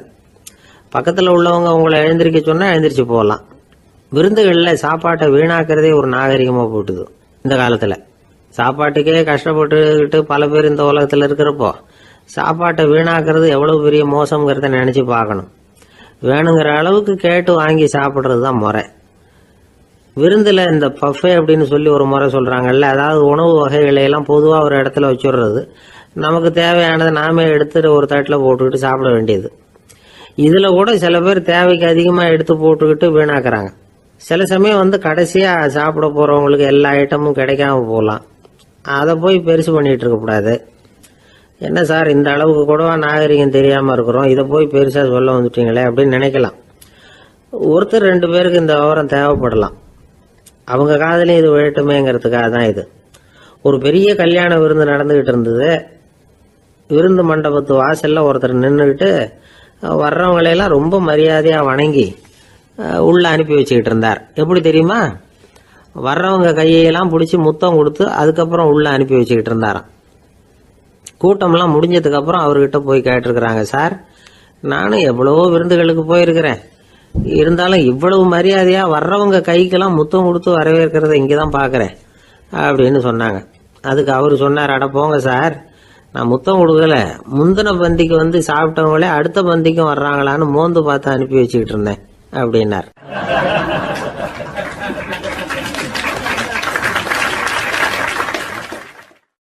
ஒரு ஊரில் ஒரு ராஜா இருந்தார். பெரிய அரண்மனையில் தான் இருக்கிறார். எல்லா வசதியும் இருந்தது. இருந்தாலும் அவர் எல்லாரும் சொல்கிறது எப்படி தெரியுமா, பிச்சைக்கார ராஜா. அப்படி ஒரு பேர் அவருக்கு நிலைச்சி போச்சு. ஜனங்களும் சரி மற்ற தேசங்களில் உள்ளவங்களும் சரி அவர் அந்த பேர் சொல்லியே குறிப்பிடுறது வழக்கமாக போட்டுது. இது அவருக்கு ரொம்ப கவலையாக போச்சு. என்ன இது, நம்மளை தேடி வர்றவங்களுக்கெல்லாம் நாம் சோறு போடுறோம், நம்ம புகழ்ந்து பாடல் ஏற்றி கொண்டு வர்ற புலவர்களுக்கெல்லாம் அவங்க எப்படி வந்தாலும் ஒருவேளை சோறு போடணுங்கிறது உத்தரவு. இவ்வளவுலாம் செஞ்சும் நம்மளை போய் பிச்சைக்கார ராஜான்னு எல்லாரும் சொல்கிறாங்களே, அது எதுக்காக இப்படி சொல்கிறாங்க? இதுதான் ராஜாவுக்கு குழப்பம். சரி, இதை பற்றி நம்ம அமைச்சர்கள் கிட்ட கேட்கலாமா அப்படின்னு யோசனை பண்ணார். இந்த விஷயத்தை போய் அவங்ககிட்ட எப்படி கேட்கறதுன்னு அவருக்கு தயக்கமாக இருந்தது. கௌரவ குறைச்சலாக தெரிஞ்சுது அவருக்கு. சரி, சாதாரண குடிமக்கள் கிட்ட இதை பற்றி கேட்கலாமா அப்படின்னு யோசனை பண்ணார். கேட்கலாம், ஆனால் அவங்க யாரும் ராஜா முன்னாடி வந்து நின்று தைரியமாக பேசக்கூடிய அளவுக்கு இல்லை. ராஜாவோட குழப்பம் நாளுக்கு நாள் அதிகமாக போச்சு. கடைசியாக அவர் ஒரு முடிவுக்கு வந்தார். அதாவது இதை பற்றி ஒரு பிச்சைக்காரங்கிட்டே கேட்டு பார்த்துட்டா என்ன. இதுதான் அவர் பண்ண முடிவு. உடனே மாறு வேஷம் போட்டுக்கிட்டு நகர்வலம் போனார். ஒரு பிச்சைக்காரனை கண்டுபிடிச்சார். இதை பாருப்பா, நம்ம ராஜாவை எல்லாரும் பிச்சைக்கார ராஜான்னே சொல்கிறாங்களே, அதுக்கு என்ன காரணமாக இருக்கும் அப்படின்னு கேட்டார். அதுக்கு அவன் சொல்கிறான், இதுக்கான பதிலை இன்னும் ஒரு 30 நாளில் சொல்கிறேன் அப்படின்னா. உடனே இவருக்கு சந்தோஷம். உண்மையை அவங்ககிட்ட சொன்னார். நான் வேற யாரும் இல்லை, நான் தான் இந்த நாட்டு ராஜா. இப்போ நீ என் கூடவே வந்துடு, அரண்மனையிலேயே தங்கிக்கோ. 30 நாள் கழித்து எனக்கு பதில் சொல்லிவிட்டு அதுக்கப்புறமா நீ போகலாம் அப்படின்னு சொல்லி அழைச்சிட்டு வந்துட்டார். அரண்மனையில் ஒரு மூலையில் அவன் தங்கறதுக்கு இடம் கொடுத்தார். தினம் 2 வேளையும் இவனுக்கு சோறு போடுங்க அப்படின்னு உத்தரவு போட்டார். ராஜா கொடுத்த இடத்துல போய் உக்காந்துக்கிட்டான் அந்த பிச்சைக்காரன். தினமும் அந்த அரண்மனையில் நடக்கிறதையெல்லாம் கவனிச்சிக்கிட்டு வந்தான். வேளைக்கு சாப்பாடு வரும், சாப்பிட்டுக்கிட்டு இருக்கான். இப்படி 30 நாள் முடிஞ்சுது. ராஜா வந்தார். என்ன, என்னோட கேள்விக்கு பதில் என்னன்னு கண்டுபிடிச்சிட்டியான்னார். கண்டுபிடிச்சிட்டேன்னா. என்ன எல்லாரும் பிச்சைக்கார ராஜான்னு சொல்கிறாங்களே, அது நியாயமாக படுதா உனக்குன்னு கேட்டார். நியாயமாக தான் படுது, சந்தேகம் இல்லாமல் நீங்கள் பிச்சைக்கார ராஜா தான். என்னதான் நீங்கள் வசதியோடவும் படைபலத்தோடவும் இருந்தால் கூட நீங்கள் எங்கள் வர்க்கத்தை சேர்ந்த ஆசாமி தான் அப்படின்னு அடித்து சொல்லிவிட்டான் அந்த ஆள். ஏனால் அப்படி சொல்கிறேன்னு கேட்டார் இவர். அரசே, ஒரு உண்மையை கண்டுபிடிச்சி சொல்கிறதா நான் உங்ககிட்ட சொன்னேன். நீங்கள் ராஜ பரம்பரைன்னா உடனே உங்கள் கழுத்தில் கிடக்கிற முத்து மாலையை கழட்டி பரிசாக கொடுத்துருப்பீங்க, பொண்ணையும் மணியையும் கொடுத்துருப்பீங்க. ஆனால் நீங்கள் அப்படி செய்யலை. என்னை ஒரு மூலையில் உட்கார வச்சு 2 வேளை சோறு போட சொன்னீங்க. உங்களை தேடி யார் வந்தாலும், யார் வந்து பாராட்டி பேசினாலும் அல்லது பிரச்சனைகளை சொன்னாலும் நீங்கள் செய்கிற ஒரே காரியம் சோறு போடுறது தான். பிச்சைக்காரனுக்கு சோறு மட்டும்தான் உலகம். உங்கள் விஷயத்திலையும் நீங்கள் அப்படி தான் நினைக்கிறதாக தெரியுது. நல்லா கவனிங்க. எந்த ஒரு பிரச்சனைக்கும் சோறு தான் முடிவுன்னு நினைக்கிறீங்க பாருங்க. நீங்கள் சந்தேகமில்லாத எங்களை சேர்ந்த ஆளு தான் அப்படின்னுட்டான் அந்த பிச்சைக்காரன். அதுக்கப்புறம் தான் அந்த ராஜா தன்னுடைய தவறுகளை எல்லாம் தேர்த்திக்கிட்டாராம். பசின்னு வர்றவங்களுக்கு சோறு தான் போடணும், அது தப்பு இல்லை. பாராட்ட வர்றவங்களுக்கெல்லாம் சோத்தையே போட்டு அனுப்புனா இப்படி தான் பேர் வரும். எனக்கு தெரிஞ்ச ஒருத்தர் தினமும் யாராவது ஒருத்தரை தன் வீட்டுக்கு அழைச்சிட்டு போவார், சாப்பாடு போட்டு அனுப்புவார். முன்னறிவிப்பு இல்லாமல் திடீர்னு ஒரு விருந்தாளியோட வீட்டில் போய் இவர் நிற்கிறது வழக்கம். அந்த அம்மாவும் இவருக்காக தயார் பண்ணி வச்சிருந்ததை இவர் அழைச்சிட்டு வந்திருக்கிற விருந்தாளிக்கு போட்டுருவாங்க. விருந்தாளி சாப்பிட்டுட்டு போனதுக்கப்புறம் இவர் மனைவி கிட்ட உனக்கு சிரமம் வேணாம் அப்படின்னு சொல்லிவிட்டு பக்கத்தில் உள்ள ஒரு ஹோட்டலுக்கு போய் காசு கொடுத்து சாப்பிட்டுட்டு வந்துடுவார். பல நாள் இப்படி நடக்கும். ஒரு நாள் அவரை தனியாக கூப்பிட்டுக்கிட்டு போய் ஏன் இப்படி பண்ணுறீங்கன்னு கேட்டோம். அதுக்கு அவர் சொல்கிறாரு, எங்கள் வீட்டு சாப்பாட்டிலேருந்து தப்பிக்கிறதுக்கு எனக்கு வேற வழி எதுவும் தெரியல சார், அதனால தான் இப்படி பண்ணிட்டு இருக்கிறேன் அப்படின்னார் ரொம்ப பரிதாபமா.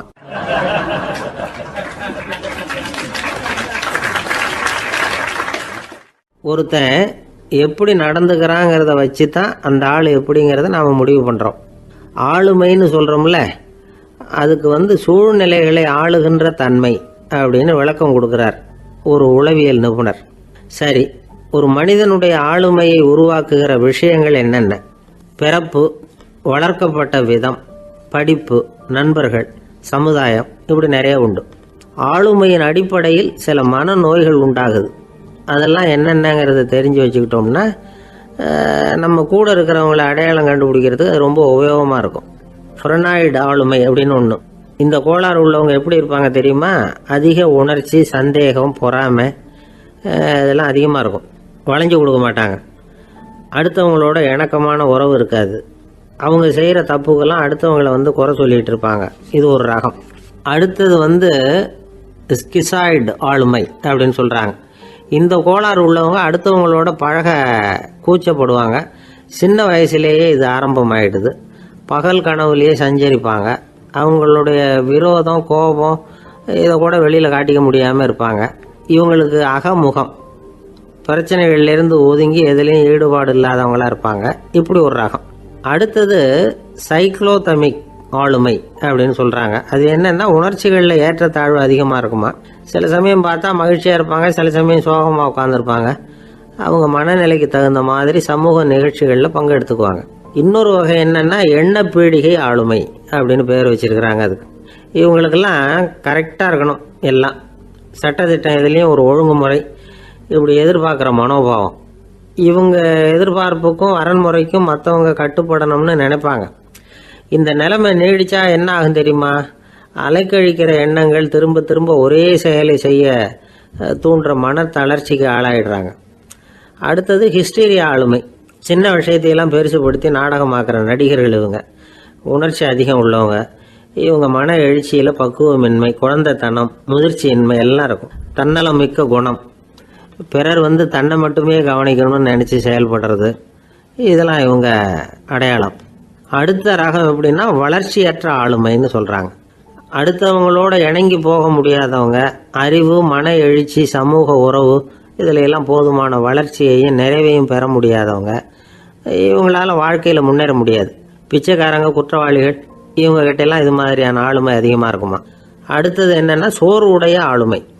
எதுலேயும் உற்சாகம் இல்லாமல் சோர்ந்து போயிருப்பாங்க. அதுக்கெல்லாம் நமக்கு வலிமை இல்லைப்பா அப்படின்னு சொல்லிட்டு இருப்பாங்க. சின்ன விஷயங்களுக்கெல்லாம் அதிர்ச்சி அடையிறது, வாழ்வின் சுவையை அனுபவிக்க முடியாதவங்க. இன்னொரு ரகம் இது கொதித்தெழும் ஆளுமைங்கிறாங்க. எதுக்கு எடுத்தாலும் ஆத்திரம், குரோதம், வன் செயல் இதிலெல்லாம் ஈடுபாடு இப்படி உள்ளவங்க. நத்தை வகை ஆளுமை அப்படின்னு ஒன்று. அடுத்தவங்க மேலே விரோதம் இருக்கும், அடிக்கணுங்கிற எண்ணம் இருக்கும். ஆனால் அதை அப்படியே வெளியில் காட்டாமல் அதே சமயம் அமைதியான முறையில் வெறுப்பை வெளிக்காட்டுற ரகம். இவங்கெல்லாம் பேசாமல் கம்முன்னு இருந்துக்கிட்டே நினைச்சதை நிறைவேற்றிக்கிடுவாங்க. முன்ஜாக்கிரதை ஆளுமை அப்படின்னு ஒரு ரகமா. பாதுகாப்பின்மை, சந்தேகம், முழுமையின்மை, அறவேக்காட்டுத்தனம் இந்த மனப்போக்கு அதிகமாக இருக்கிறதுனால அகம்பாவம், புடிவாதம், எச்சரிக்கை எல்லாம் அளவுக்கு மீறி இருக்கும். இதுவரைக்கும் நாம் பேசிக்கிட்டு இருந்த ஆளுமை பண்புகள் அளவுக்கு அதிகமாக போயிட்டுதுன்னா ஆளுமை கோளாறுகள் ஏற்படும். அதன் அடிப்படையில் மனவியாதிகள் வருமா. அதனால் இணக்கமான, எல்லாரும் விரும்புகிற இயல்பான ஆளுமையை பெறுவதற்கு நாம் முயற்சி செய்யணும் அப்படிங்கிறது மனோதத்துவ நிபுணர்களுடைய ஆலோசனை. ஒருத்தர் ஒரு மனோதத்துவ டாக்டரை தேடிட்டு வந்தாராம். டாக்டர், எனக்கு மனசில் ஏதோ வியாதி, ஆளுமை கோளாறு, அதாவது எனக்கு சீக்கிரமாக செத்து போனால் தேவையில்லைன்னு தோணுது அப்படின்னாராம். உடனே அந்த டாக்டர், சரி அப்படின்னா இங்கே இருங்க, நான் வைத்தியம் பார்க்குறேன் அப்படின்னாராம்.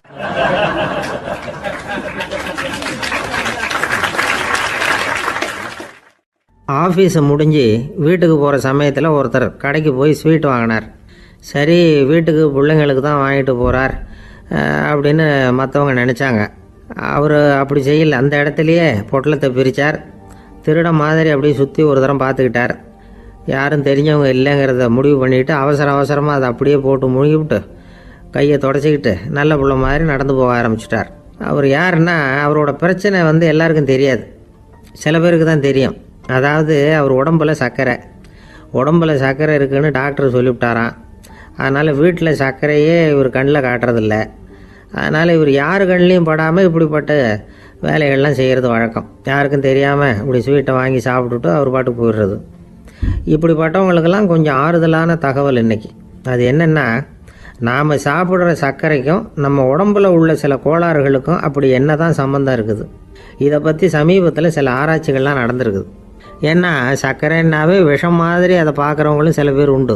சின்ன பிள்ளைங்களுக்கு வயத்தில் பூச்சி உண்டாகிறதுலேருந்து பெரியவங்களுக்கு நீரிழிவு வர்ற வரைக்கும் எல்லாத்துக்கும் சர்க்கரை தான் காரணம்னு சொல்லிகிட்டு இருக்கிறோம். ஆனால் அந்த அளவுக்கு பயப்பட வேண்டிய அவசியம் இல்லை அப்படின்னு சொல்கிறாங்க. சர்க்கரை வியாதி, இருதய நோய், பித்த நீர் பை நோய் இதெல்லாம் சில நோய்கள்லாம் நாம் சாப்பிட்ற சர்க்கரைக்கும் தொடர்பு இருக்குன்னு நினைக்கிறோம். ஆனால் அப்படி சம்பந்தம் உண்டுங்கிறதுக்கு போதுமான அளவுக்கு ஆதாரம் இல்லை அப்படிங்கிறாங்க ஆராய்ச்சியாளர்கள். ஒரே ஒரு சம்பந்தம் தான் உறுதியாக இருக்குதான். அதுவும் இந்த பல் சிதைவு அப்படின்னு இருக்கு இல்லையா, அந்த சர்க்கரை சாப்பிட்றதுக்கும் இந்த பல் சிதைவுக்கும் சம்பந்தம் இருக்குது அப்படிங்கிறத மட்டும் உறுதியாக சொல்கிறாங்க.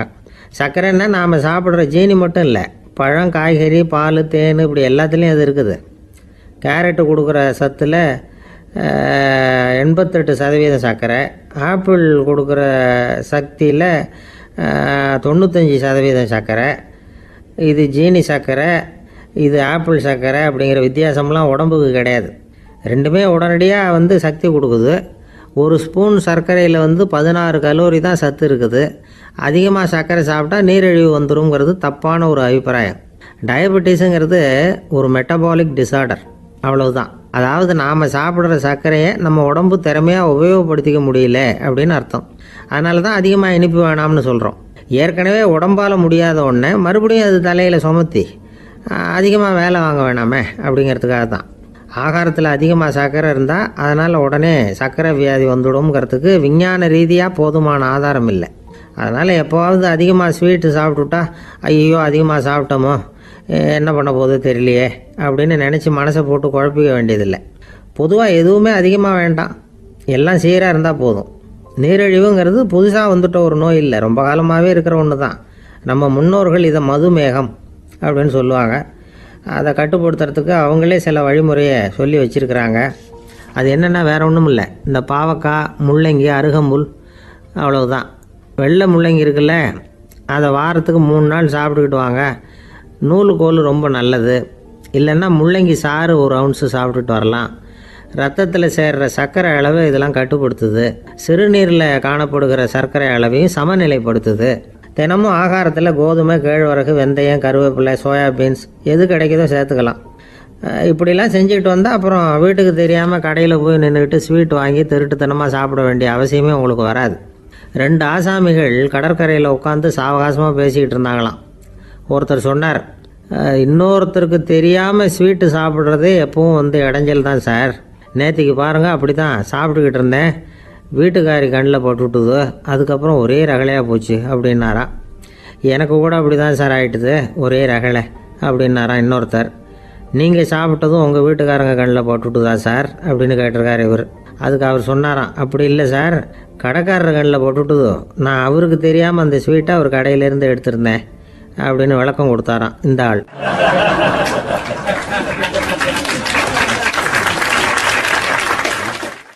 ஒருத்தர் முகத்தை தொங்க போட்டுக்கிட்டு ஒரு மாதிரியாக வந்தார். என்ன விஷயம்னு விசாரித்தேன். என்னுடைய நண்பன் ஒருத்தங்கிட்ட கருத்து வேறுபாடு, இனிமேல் நமக்குள்ளே எந்த சம்மந்தமும் வேணாம்னு நட்பை முறிச்சிட்டு வந்துட்டேன்னா. நண்பர்கள்னு இருந்தால் கருத்து வேறுபாடு வரத்தான் செய்யும்னு.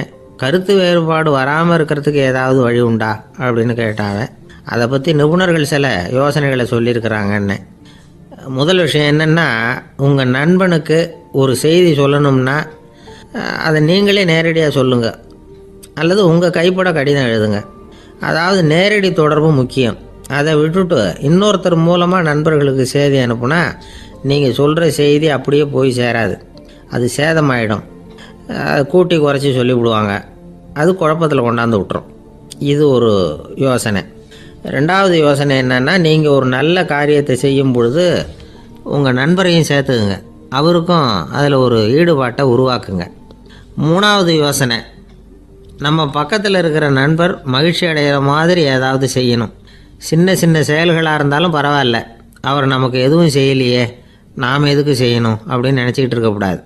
4வது யோசனை என்னென்னா, உங்களுக்கு ஒரு பிரச்சனையா அல்லது உங்கள் நண்பருக்கு ஒரு பிரச்சனையா, எதுவாக இருந்தாலும் 2 பேரும் சேர்ந்து உட்காந்து ஆலோசனை பண்ணுங்கள். நம்ம யோசனையும் கேட்கப்படுதே அப்படிங்கிற நினைப்பே அவருக்கு ஒரு மன நிறைவை உண்டாக்குமா. 5வது யோசனை, உங்கள் நண்பர் ஏதோ ஒரு காரியத்தை செய்கிறார், நீங்கள் உடனே அவசரப்பட்டு நீ செய்கிறது தப்புன்னு தீர்ப்பு சொல்லக்கூடாது. அவர் அதை செய்கிறதுக்கான நியாயங்கள் எவ்வளோ இருக்கும், அதை புரிஞ்சுக்கிறதுக்கு முயற்சி பண்ணணும். 6வது யோசனை, உங்கள் நண்பர் என்ன சொன்னாலும் அதை பொறுமையாக கேளுங்க. அவர் சொல்கிறத புரிஞ்சுக்கணும், அவர் சொல்ல விரும்புகிறத புரிஞ்சுக்கணும், அவர் சொல்ல முடியாமல் தவிக்கிறதையும் புரிஞ்சுக்கணும். இப்படி 3 விதமாகவும் அவரை புரிஞ்சுக்கிட்டு அதுக்கு தகுந்த மாதிரி செயல்படணும். 7வது யோசனை என்னென்னா, உங்கள் நண்பர் உங்ககிட்ட ஏதோ ஒரு கருத்தை சொல்கிறார், அது உங்களுக்கு பிடிக்கல, அதுக்காக உடனே நீ சொல்கிறது சரியில்லை, நான் ஒத்துக்க மாட்டேன் அப்படின்லாம் மறுத்துக்கிட்டு இருக்கக்கூடாது. அவர் சொல்கிறத கேட்கணும், பொறுமையாக சிந்திக்கணும், அதுக்கப்புறம் பதில் சொல்லணும். இப்படிலாம் நடந்துக்கிட்டால் நண்பர்களுக்குள்ள கருத்து வேறுபாடு வர்றதுக்கு வாய்ப்பே இருக்காது அப்படின்னு வல்லுநர்கள் தொகுத்து சொல்லியிருக்கிறாங்க இந்த யோசனைகளை. எனக்கு தெரிஞ்ச சில நண்பர்கள் உண்டு, அவங்களுக்குள்ளேயும் கருத்து வேறுபாடுகள் வராமல் இருக்கிறதுக்கு சில நுட்பங்களை கையாளுறது உண்டு. ஒருத்தர் சொன்னார், அந்த டாக்டர் சின்ன வயசுலேருந்து என் கூட பழகினவர், நாங்கள் 2 பேரும் இணை பிரியாத நண்பர்கள். இருந்தாலும் எனக்கு உடம்பு சரியில்லைன்னா நான் அவர்கிட்ட வைத்தியம் பார்த்துக்க மாட்டேன் அப்படின்னார் ஒருத்தர். ஏன் அப்படின்னு கேட்டேன். எங்கள் நட்பு கெட்டுப்படக்கூடாது இல்லையா, அதனால தான் அப்படின்னார் இவர்.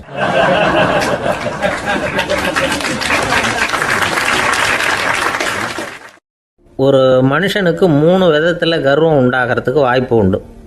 பணம், பதவி, புகழ். பணம் அதிகமாக வந்தால் கர்வம் வரலாம், பதவி பெருசாக வந்துட்டுதுன்னா கர்வம் வரலாம், புகழ் அதிகமாக போனாலும் கர்வம் வரலாம். இந்த 3 வகையான கர்வத்துக்கும் இடம் கொடுக்காம இருக்கிறாங்க பாருங்க, அவங்க தான் சிறந்த மனிதர்கள். ஒரு பெரிய பொறுப்பில் இருக்கிறவங்களுக்கு கர்வம் வந்துடக்கூடாது. அப்படி வந்துட்டுதுன்னா அது எல்லாருக்கும் இடைஞ்சல். ஒரு ராஜா இருந்தார். அவர் ஒரு நாள் தன்னுடைய தலைநகரத்தை சுற்றி வந்துக்கிட்டு இருந்தார். ஒரு இடத்துல ஒரு அழகான நிலத்தை பார்த்தார். ஆஹா, இந்த இடத்துல நமக்குன்னு ஒரு மாளிகையை கட்டினா எவ்வளோ நல்லா இருக்கும் அப்படின்னு நினச்சார். ராஜா நினச்சா அது முடியாத காரியமா? சரி, இந்த நிலம் யாருக்கு சொந்தம்னு விசாரிங்க அப்படின்னார் பக்கத்தில் இருந்தவங்கக்கிட்ட. அவங்கெல்லாம் ஓடி போய் விசாரித்தாங்க. அந்த இடம் ஒரு வயசான கிழவிக்கு சொந்தம், வயசான அம்மாவுக்கு சொந்தமாக. அந்த அம்மா தான் அதில் ஒரு குடிசையை போட்டு குடியிருந்துகிட்டு இருக்கிறாங்க. சரி, அந்த நிலத்துக்கு ஒரு விலையை நிர்ணயம் பண்ணி அதை அந்த வயசான அம்மாக்கிட்ட கொடுத்துருங்கோ அப்படின்னு உத்தரவு போட்டார் ராஜா. ஆனால் அந்த அம்மா இது எங்கள் பூர்வீக இடம், இதை விற்க மாட்டேன் அப்படின்னு சொல்லிவிட்டுது. சரி, 2 பங்கு விலை கொடுக்குறோம்னு சொல்லி பாருங்க அப்படின்னாங்க. அப்படியே சொன்னாங்க அரண்மனை ஆட்கள். அதுக்கும் சம்மதிக்கலை அந்த அம்மா. இதை கேள்விப்பட்டதும் ராஜாவுக்கு கோபம் வந்துட்டுது. தன்னுடைய ஆளுங்களை கூப்பிட்டார். போய் அந்த குடிசையை பிரிச்சேறிங்க, காசெல்லாம் ஒன்றும் கொடுக்காதீங்க அப்படின்னு கத்தினார். அவ்வளோதான். அடுத்த நிமிஷம் அரண்மனை ஆசாமிகள் போனாங்க, குடிசையை பிரித்து எரிஞ்சாங்க. அந்த வயசான அம்மா இருக்குது, அதுவும் அந்த இடத்த விட்டு துரத்தி விட்டாங்க. அந்த இடத்துல ஒரு அரச மாளிகையை கட்டி முடிச்சிட்டாங்க. அந்த வயசான அம்மா பாவம், ராஜாவே இப்படி பண்ணால் யாருக்கிட்ட போய் முறையிட முடியும்? ஒரு ஞானி இருந்தார், அவர்கிட்ட போய் சொன்னாங்க. அவர் இவங்க சொன்னதை கேட்டு மனசில் வச்சுக்கிட்டார். ஒரு நாள் அந்த ராஜாவே இந்த ஞானியை கூப்பிட்டார். புதுசாக ஒரு மாளிகை கட்டியிருக்கிறேன், வந்து பாருங்கன்னு. சரின்னு சொல்லி இந்த பெரியவர் ஒரு நாள் இந்த மாளிகைக்கு போனார். சும்மா போகல, ஒரு கழுதையையும் ஓட்டிகிட்டு போனார். கொஞ்சம் சாக்குகள், வெத்து சாக்கு, அதையும் எடுத்து கழுதை முதுகில் போட்டு கழுதையை ஓட்டிகிட்டு போகிறார். ராஜா பார்த்தார். அவருக்கு இது ஆச்சரியமாக இருந்தது. என்ன இது, மாளிகைக்கு வந்துட்டு போங்கன்னு கூப்பிட்டா கழுதை சாக்கு இதெல்லாம் கொண்டு வராரே, ஒன்றும் புரியலையேன்னு நினச்சார். எதுக்காக இதெல்லாம்னு கேட்டார். அரசருடைய தோட்டத்திலேருந்து கொஞ்சம் மண் எடுத்துகிட்டு போகிறதுக்கு ஆசைப்பட்றேன், அதுக்கு நீங்கள் அனுமதி கொடுக்கணும் அப்படின்னாரு இவர். இது என்ன வேடிக்கையான கோரிக்கையாக இருக்குது அப்படின்னு நினச்சார் ராஜா.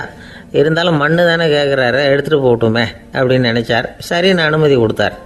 அந்த பெரியவர் தோட்டத்துக்கு போனார், மண்ணை வெட்டினார், சாக்கில் போட்டு நிரப்புனார். ராஜாவை கொஞ்சம் கிட்ட வாங்கன்னு கூப்பிட்டார்.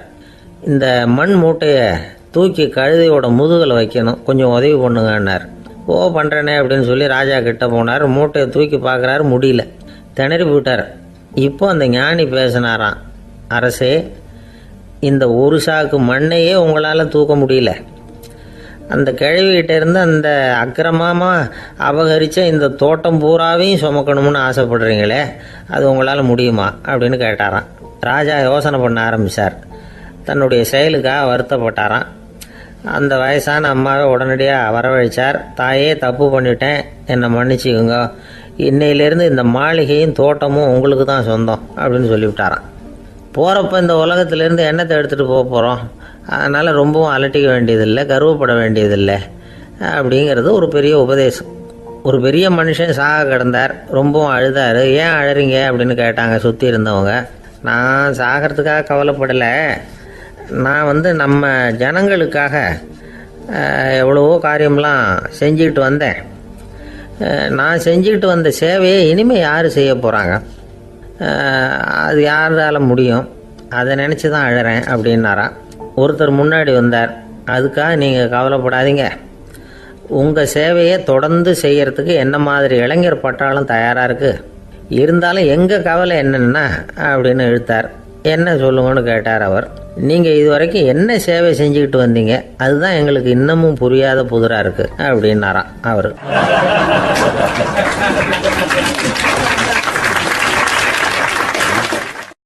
ஒரு சிகை அலங்கார கூடம், ரொம்ப சுறுசுறுப்பாக எல்லாரும் வேலை செஞ்சுக்கிட்டு இருக்கிறாங்க. முடிவெட்டிக்க வந்திருக்கிறவங்க நிறைய பேர், எல்லாரும் வரிசையாக உட்காந்துருக்குறாங்க. அந்த சமயத்தில் திடீர்னு கதவை திறந்துக்கிட்டு ஒருத்தர் உள்ளே வர்றார். அவர் ஒரு பெரிய மனிதர், அவரும் முடிவெட்டிக்கிறதுக்காக தான் உள்ளே வந்திருக்கிறார். அவரை பார்த்த உடனே அங்கே வரிசையில் உட்காந்துருந்தவங்க எல்லாரும் எழுந்திரிச்சு அவர்கிட்ட வந்துட்டாங்க. அவரை சுற்றி நின்றுக்கிட்டாங்க. எப்படி இருக்கிறீங்க, நல்லா இருக்கீங்களா அப்படின்னு விசாரிக்க ஆரம்பிச்சிட்டாங்க. எல்லாம் முடிஞ்சதும் வந்தவர் கேட்டார், வரிசையில் கடைசியாக இருக்கிறவர் யார் அப்படின்னு கேட்டார். ஏன்னு கேட்டாங்க. நான் அதுக்கு அடுத்தபடியாக உட்காரணும், அதுக்காக தான் கேட்குறேன் அப்படின்னார். உடனே அங்கே இருந்தவங்கெல்லாம் என்ன சொன்னாங்க தெரியுமா? நீங்கள் வரிசையில் காத்திருக்கக்கூடாது, நீங்கள் அரசாங்கத்தின் தலைவர், உங்களுக்கு நேரம் முக்கியம், அதனால் நீங்கள் முன்னாடி போங்க அப்படின்னு சொன்னாங்க. ஆனால் அதை அவர் கேட்கல. தோழர்களே, உங்களுடைய கருத்துக்கு ரொம்ப நன்றி. எல்லாரும் வரிசையாக தான் வரணும், அதுதான் முறை. வரிசையில் வரணுங்கிற நடைமுறையை நானும் பின்பற்ற விரும்புகிறேன். நாம் எல்லாரும் சமமானவர்கள் அப்படின்னார். இப்படி சொல்லிவிட்டு வரிசையில் கடைசியாக இருந்த ஒரு நாற்காலியில் போய் உட்காந்துக்கிட்டார். தன் சட்டை பையில் இருந்த ஒரு செய்தித்தாளை எடுத்தார், படிக்க ஆரம்பிச்சிட்டார். ஆனால் அங்கே இருந்தவங்களால இதை பார்த்துக்கிட்டு சும்மா இருக்க முடியல. ஒருத்தர் எழுந்திரிச்சு வந்தார். ஐயா, இப்போ என்னுடைய முறை வந்திருக்குது, நான் தான் போக வேண்டிய முறை. உங்களை இங்கே காத்திருக்க வைக்கிறத விட ஒரு 5 ஆண்டுகளுக்கு கூட நான் முடிவெட்டிக்காமே இருந்துட முடியும் அப்படின்னார். அவர் மறுபடியும் சொன்னார், ஐயா, நீங்கள் வரிசை முறையை தாண்டி போக விருப்பப்படல, சரி, ஆனால் என்னுடைய முறையை மாற்றி கொடுக்கறதுக்கு எனக்கு முழு உரிமை இருக்குது. இதுக்கு பதிலாக உங்களுடைய கடைசி இடத்த நான் எடுத்துக்கிறேன், இதை நீங்கள் மறுக்க முடியாதுன்னார். அங்கே இருந்த மற்றவங்களும் இதை ஒரு மனசாக வற்புறுத்த ஆரம்பிச்சிட்டாங்க. அந்த பெரிய மனிதர் பார்த்தார், சரின்னு கடைசியாக ஒத்துக்கிட்டார். அவர் யார் தெரியுமா? அவர் தான் மாவீரர் லெனின். ரஷ்யாவில் கிரெம்ளின் சிகை அலங்கார கூடத்தில் தான் இது நடந்தது. எல்லாரும் இந்நாட்டு மன்னர்கள்னு வாயளவில் பேசுகிறதுல என்ன பிரயோஜனம்?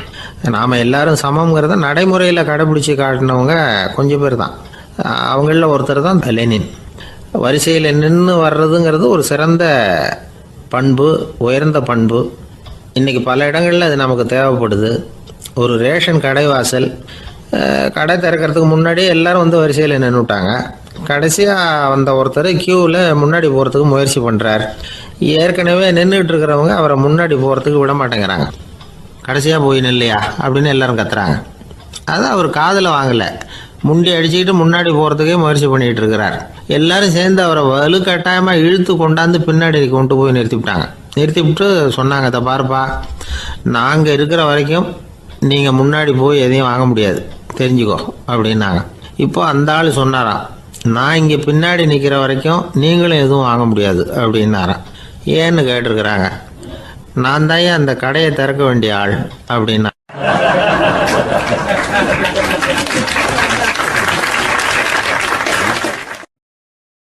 ஒரு நண்பர் அவசரமாக என்கிட்ட ஓடி வந்தார். அப்புறம் சொன்னார், என்னால் நம்பவே முடியல சார், என் பையனா இப்படி அப்படின்னு சொல்லி ஆச்சரியப்பட்டார்.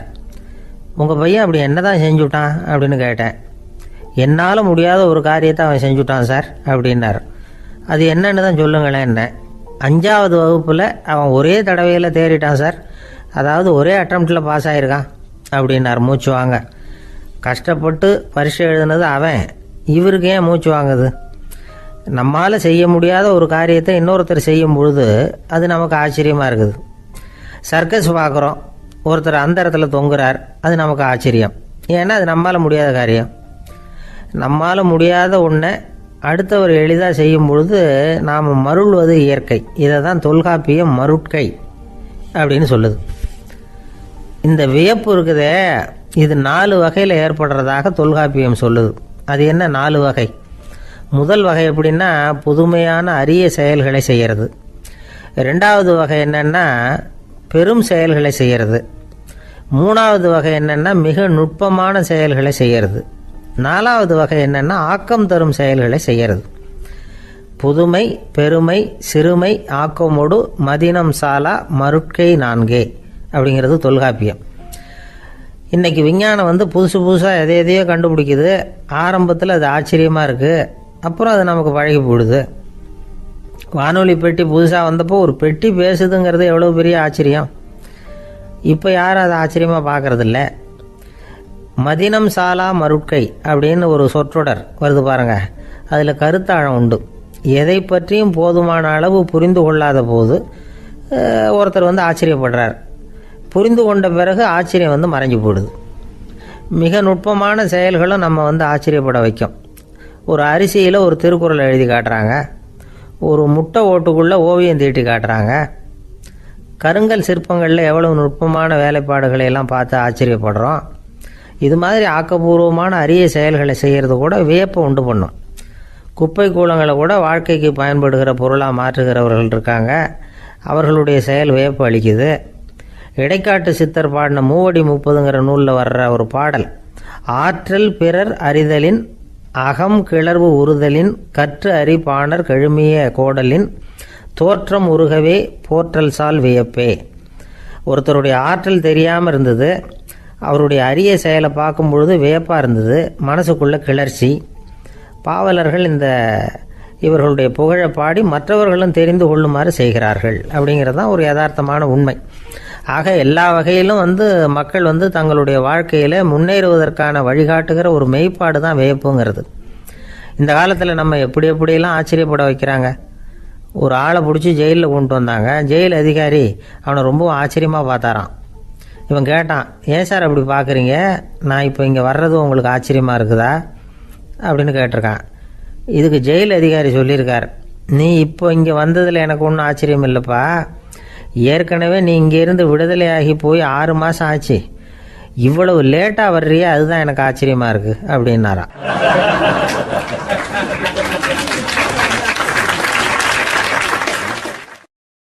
ஒருத்தர் ஒரு தவறு செஞ்சு விடுறாருன்னு வச்சுக்கங்க, உடனே நீ செஞ்சது தவறு அப்படின்னு சொல்கிறது ஒரு வகை. அதுக்கு பதிலாக எது சரின்னு அவர் புரிந்து கொள்ள உதவி செய்கிறது இன்னொரு வகை. இந்த 2வது வகை இருக்குது பாருங்கள், நிர்வாக இயலில் இது ரொம்ப முக்கியம். அலுவலகத்தில் வேலை பார்க்குற ஒருத்தர் முக்கியமாக தெரிஞ்சுக்க வேண்டியது என்ன தெரியுமா? சக ஊழியர்கள்கிட்ட எப்படி பழகணும், மேலதிகாரிகள்கிட்ட எப்படி பழகணும், தனக்கு கீழே வேலை செய்கிறவங்க கிட்ட எப்படி பழகணும், வாடிக்கையாளர்கள்கிட்ட எப்படி பழகணும், இவங்க எல்லார்கிட்டையும் செம்மையான உறவை ஏற்படுத்திக்கிறது எப்படி, இதையெல்லாம் சொல்லிக் கொடுக்குற பாடம் தான் இன்டர் பர்சனல் ஸ்கில், திறமையான உறவு அப்படிங்கிறது. எந்த வேலையில் இருந்தாலும் சரி, இந்த உறவுகளை வளர்க்கும் திறன் உள்ளவங்க சீக்கிரம் முன்னுக்கு வந்துடுறாங்க. மற்றவங்க கிட்ட உறவை பலப்படுத்திக்கிறது எப்படி அப்படின்னு தெரிஞ்சுக்கிட்டோம்னா எந்த ஒரு தடையையும் சுலபமாக தாண்டி செய்கிற தொழிலில் முன்னுக்கு வந்துடலாம். ஹார்வர்டு பல்கலைக்கழகத்தில் ஒரு கணக்கெடுப்பு பண்ணி பார்த்தாங்களாம். பார்க்குற வேலையில் எது மாதிரி குணாதிசயம் உள்ளவங்க வேகமாக முன்னுக்கு வர்றாங்க அப்படின்னு தெரிஞ்சுக்கிறதுக்காக இந்த கணக்கெடுப்பு. வெவ்வேறு துறையில் வேகமாக முன்னுக்கு வந்திருக்கிற பல பேரை சந்தித்து இந்த சர்வேயை நடத்தியிருக்கிறாங்க. அவங்க கண்டுபிடிச்சி சொல்லியிருக்கிற உண்மை என்ன தெரியுமா? ஒருத்தர் ஒரு வேலையில் இருந்தால் அது சம்பந்தப்பட்ட சப்ஜெக்ட் பற்றிய அறிவு 35% இருந்தால் போதுமா. ஆனால் உறவுகளை வளர்க்கக்கூடிய திறன், இன்டர் பர்சனல் ஸ்கில்லு 65% வேணும். இப்படி உள்ளவங்க சீக்கிரம் முன்னுக்கு வந்துடுறாங்களாம். அதனால் ஒருத்தருக்கு வேலை சரியாக புரியலைன்னா கூட விவரமாக மற்றவங்கக்கிட்ட பழகிறது எப்படின்னு புரிஞ்சால் போதும், அவர் முன்னுக்கு வந்துடலாம். அலுவலகங்களில் மட்டும் இல்லை, எல்லா இடங்கள்லையும் இது ரொம்ப முக்கியம். வீட்டுக்குள்ளேயும் இது ரொம்ப முக்கியம், வீட்டுக்கு வெளியேயும் இது முக்கியம். அடுத்தவங்க கிட்ட பழகிறது எப்படிங்கிறத தெரிஞ்சிக்காதவன் வாழ்க்கையில் முன்னேற முடியாது. இன்றைக்கி ஆயுதங்களால் காயப்படுத்தி கொள்ளுகிறவர்களை விட வார்த்தைகளால் காயப்படுத்தி கொள்ளுகிறவர்கள் தான் அதிகம். பெரியவங்க என்ன சொல்கிறாங்க தெரியுமா? நீங்கள் இந்த பூமியில் பிறந்ததன் அர்த்தம் பூர்த்தி ஆகணும்னா அடுத்தவங்களுக்கு உதவி பண்ணுங்க. அடுத்தவங்களுக்கு உதவி செய்ய முடியாவிட்டால் கூட பரவாயில்லை, ஆனால் யாரையும் புண்படுத்தி விடாதீங்க அப்படின்னு சொல்கிறாங்க. எனக்கு தெரிஞ்ச ஒருத்தர் ஒரு அலுவலகத்தில் வேலை பார்க்குறார். அவர் சொல்லுவார், எனக்கு இந்த இன்டர் பர்சனல் ஸ்கில் ரொம்ப அதிகம் சார், சக ஊழியர்கள்கிட்ட ரொம்ப சுமூகமாக நடந்துக்குவேன். என் கூட வேலை பார்க்குற ஒருத்தருக்கு ஏதாவது ஒரு கஷ்டம்னா அந்த சமயத்தில் அவர் செய்ய வேண்டிய வேலையை நான் செஞ்சிருவேன் சார் அப்படிம்பார். நான் அவர்கிட்ட சமீபத்தில் அப்படி ஏதாவது செஞ்சுருக்கீங்களா அப்படின்னு கேட்டேன். செஞ்சுருக்கேன் சார். போன வாரம் புதன்கிழமை ஆஃபீஸில் என் பக்கத்து சீட்டுக்காரருக்கு வயிற்று வலி, உடனே நான் மெடிக்கல் லீவ் போட்டுவிட்டு எங்கள் வீட்டுக்கு போயிட்டேன் சார் அப்படின்னார்.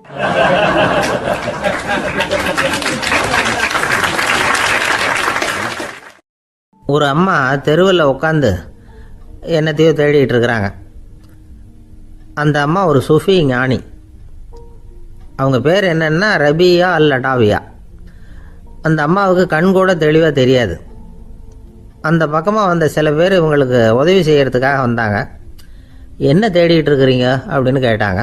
இதுக்கு அந்த அம்மா, அந்த கேள்வி அவ்வளோ முக்கியத்துவம் இல்லை, நான் தேடிட்டு இருக்கிறேன், உங்களால் முடிஞ்சால் எனக்கு உதவி பண்ணலாம் அப்படின்னாங்களாம். உதவி செய்ய வந்தவங்களுக்கு ஆச்சரியம். எதை தேடுறோங்கிறது தெரியாமல் இப்படி ஏன் நேரத்தை செலவழிக்கிறீங்க, நாங்கள் எப்படி உங்களுக்கு உதவ முடியும், எங்களுக்கு ஒன்றும் புரியலையே அப்படின்ட்டுருக்காங்க. சரி, உங்களை திருப்தி பண்ணுறதுக்காக சொல்கிறேன். ஒரு குண்டூசி தொலைஞ்சி போச்சு, அதை தேடுறேன் அப்படின்னாங்களாம் அந்த அம்மா. அதுக்கப்புறம் இவங்களும் சேர்ந்து தேட ஆரம்பிச்சிட்டாங்க. கொஞ்ச நேரம் ஆச்சு, ஒன்றும் கிடைக்கல. உதவி செய்ய வந்தவங்களும் அழுத்து போட்டாங்க. அப்புறம் கேட்டாங்க, இதை பாருங்கம்மா, இது ரொம்பவும் பெரிய தெரு, அகலமான தெரு. அதனால் குறிப்பாக நீங்கள் எந்த இடத்துல அந்த குண்டூசியை தொலைச்சிங்க அதை சொல்ல முடியுமான்னாங்களாம்.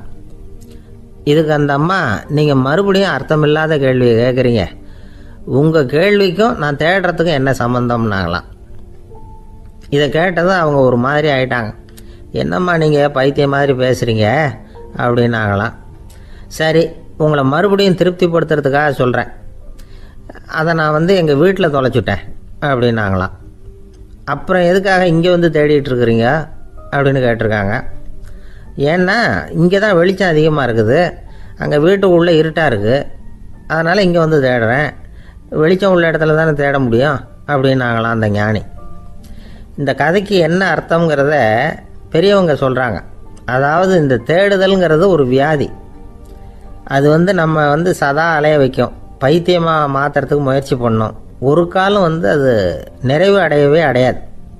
வாழ்வுங்கிறது ஒரு புரிந்து கொள்ள முடியாத சதா இயங்கி கொண்டிருக்கிற ஒரு செயல். அதுக்கு ஆரம்பமும் இல்லை, முடிவும் கிடையாது. எதையோ தேடணும் அப்படிங்கிற உந்துதல் நமக்குள்ளே இருக்கும். ஆனால் குறிப்பாக எதை தேடிட்டு இருக்கிறோம் அப்படிங்கிறது புரியாது. அப்படி ஏதாவது ஒன்றை தேடி அடைஞ்சிடுறோம்னு வச்சுக்கோங்க, உடனே ஒரு அதிருப்தி வந்துடும். அதனால் வாழ்க்கைங்கிறது சலிப்பு நிறைந்தது அப்படிங்கிற எண்ணத்தை உண்டாக்கிக்கிறோம்.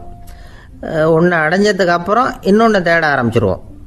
ஆக இந்த தேடல்ங்கிறது நாம் ஒன்று அடைஞ்சாலும் அடையாவிட்டாலும் தொடர்ந்து நடந்துக்கிட்டு தான் இருக்கும். இதுக்கு முடிவே கிடையாது.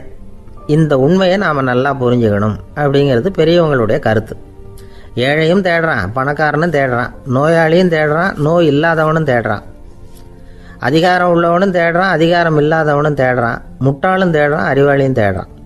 ஆனால் யாரும் இதை தான் தேடி சாதிக்க போகிறோம், இதுதான் முடிவு அப்படின்னு திட்டவட்டமாக சொன்னதில்லை. ஒன்று அடைஞ்சதும் இன்னொன்று தேட ஆரம்பிச்சிடுறாங்க, அவ்வளோதான். அதாவது உங்களின் தேடுபவர் உங்கள் உள்ளே தான் இருக்கிறார், அவரை தேடி கண்டுபிடியுங்கள். இதுதான் ஞானிகள் நமக்கு சொல்லுகிற ஒரு ஆலோசனை.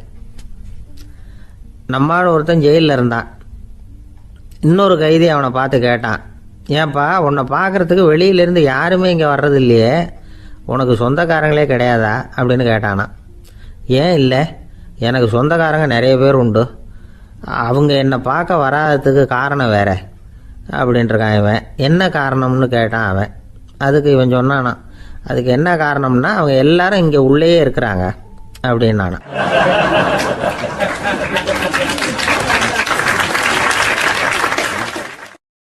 ஒரு சீன தேசத்து அரசர் இருந்தார். அவருக்கு வயசாயிட்டுது.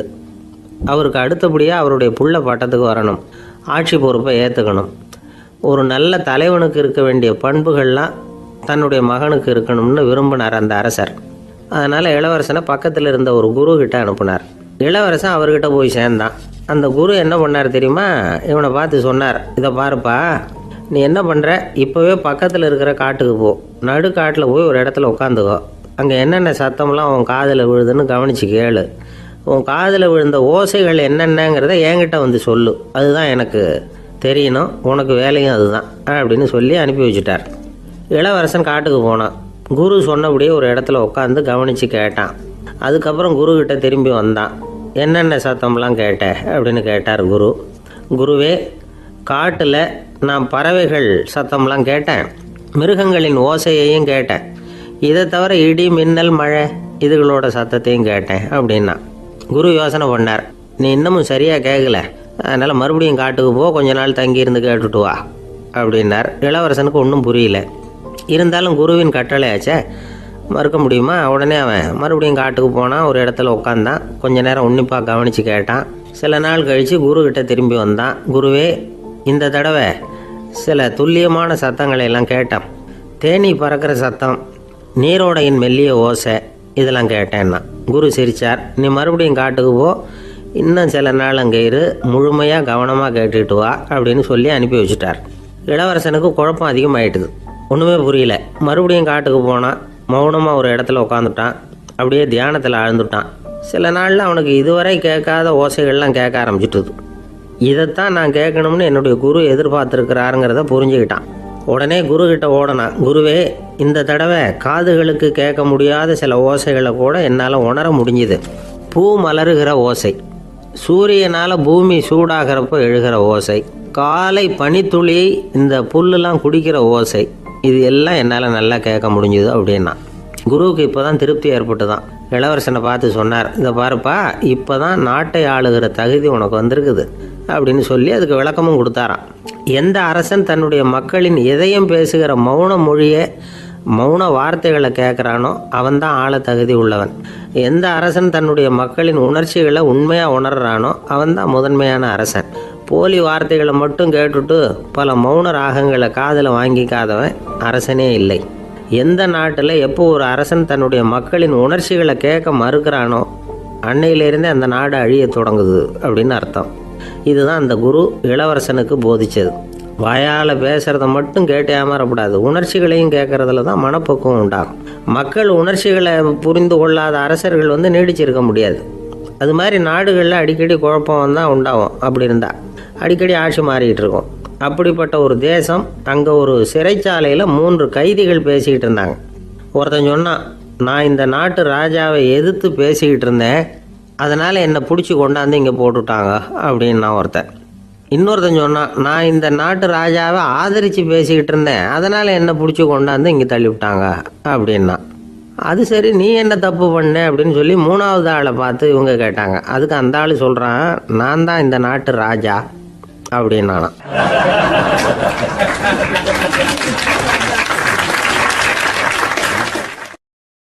ஒரு ஆசாமி வேகமாக ஓடிக்கிட்டு இருந்தான். ஏன் இப்படி ஓடுறேன்னு கேட்டார் இன்னொருத்தர். அங்கே ஒரு ஆள் அடிபட்டு கிடக்கிறான், அதை பார்த்தேன், உடனே ஓடுறேன்னா. எங்கேன்னு கேட்டார். ஆஸ்பத்திரிக்குன்னா.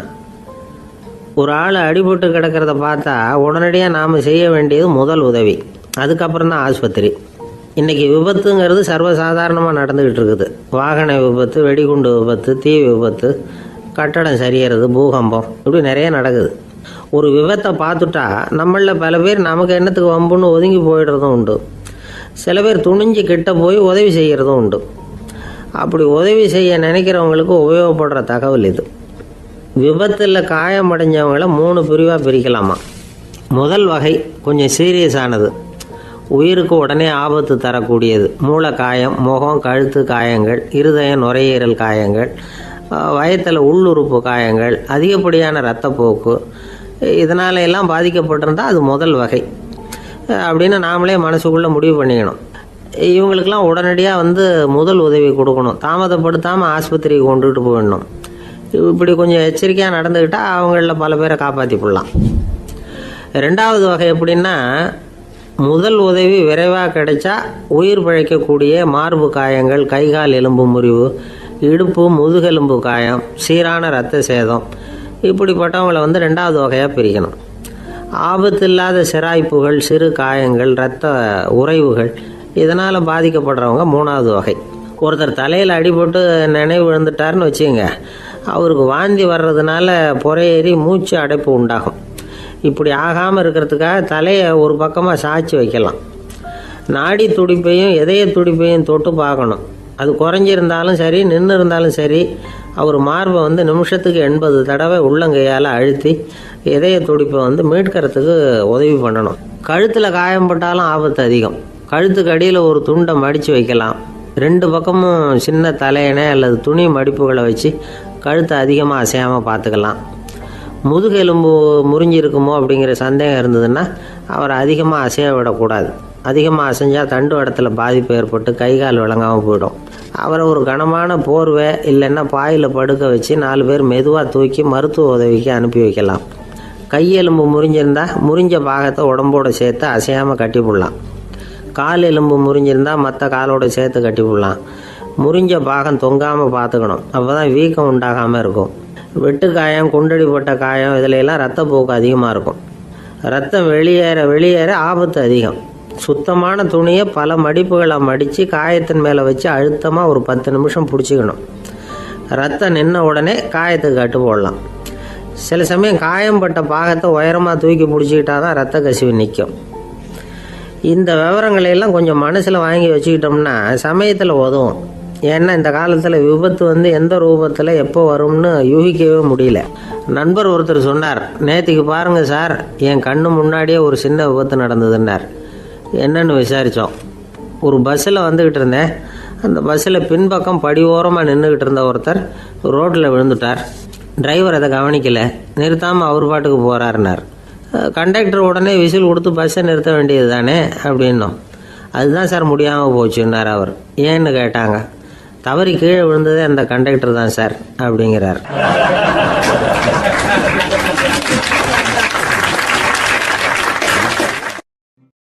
ஒரு நண்பர், அவர்கிட்ட பேசிக்கிட்டு இருந்தேன்.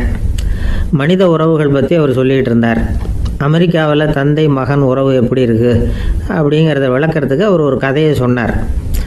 ஒரு அப்பா பகல் பூராவும் அலுவலகத்தில் வேலை, ஓடி ஆடி உழைச்சிக்கிட்டு களைச்சி போய் ராத்திரி 10 மணிக்கு மேலே வீடு திரும்பினான். வீட்டு வாசலில் அவரோட மகன் காத்துக்கிட்டு இருக்கிறான். இன்னமும் தூங்கலை. அப்பா வாசல்லையே தடுத்து நிறுத்தி, அப்பா உனக்கு சம்பளம் எவ்வளவு அப்படின்னு கேட்குறான். ஏற்கனவே ஆஃபீஸ் பிரச்சனைகளால் அழுத்து போய் திரும்புகிற அப்பாவுக்கு கோவம் வந்துடுது. என்னடா இப்படிலாம் கேளுன்னு உங்கள் அம்மா உனக்கு சொல்லி கொடுத்தாளா அப்படின்னு சொல்லிவிட்டு உள்ளே போய் சட்டையை கட்டி மாட்டி விட்டு குளிச்சு விட்டு மறுபடியும் வெளியில் உடையை மாற்றுகிற சமயம் அப்போ மறுபடியும் மகன் உள்ளே நிற்கிறான் அவர் முன்னாடியே. அப்பா உனக்கு எவ்வளவு சம்பளங்கிறான் மறுபடியும். அப்பாவுக்கு எரிச்சல் அதிகமாகிட்டுது. மணிக்கு $20 போதுமா அப்படின்னார். அப்படின்னா எனக்கு ஒரு $10 தர முடியுமான்னா மகன். இதுக்கு தான் என் சம்பளம் எவ்வளவுன்னு கேட்டியா? 2ஆம் வகுப்பு படிக்கிற உனக்கு எதுக்குடா $10 அப்படின்னு கத்திவிட்டு தொலைக்காட்சி பெட்டியின் முன்னாடி போய் உட்காந்துக்கிட்டு ஏதோ நிகழ்ச்சியை பார்க்க ஆரம்பிச்சிட்டார். கொஞ்ச நேரம் கழித்து மறுபடியும் மகன் நிற்கிறான். அப்பா ப்ளீஸ் எனக்கு ஒரு $10 கொடுக்க முடியுமா? மகனுடைய கண்களில் கண்ணீர். என்னடா அவன் கண்ணீரை காட்டி காரியம் சாதிக்கலாம்னு பார்க்குறியா? ஒரு காசு கூட கொடுக்க மாட்டான் போ அப்படின்னு விரட்டி விட்டான். மகன் கண்ணீரை தொடச்சிக்கிட்டே கண்ணை தொடச்சிக்கிட்டு பேசாமல் போய் படுத்துக்கிட்டானா. கொஞ்ச நேரம் ஆச்சு. அப்பாவோட கோபம் கொஞ்சம் கொஞ்சமாக குறைஞ்சிது. பிள்ளைகிட்ட கோபமாக கத்துனது தப்பு தாங்கிறது புரிஞ்சுது அவனுக்கு. எழுந்திரிச்சு போனான், படுக்கை இறக்கி போனான். மகனை பார்த்தான். அவன் தலையணையை கட்டி பிடிச்சிக்கிட்டு அழுதுகிட்டு இருக்கிறான். அவனை மெல்ல நெருங்கி அவங்ககிட்ட எதமாக பேசுகிறதுக்கு ஆரம்பித்தானான்.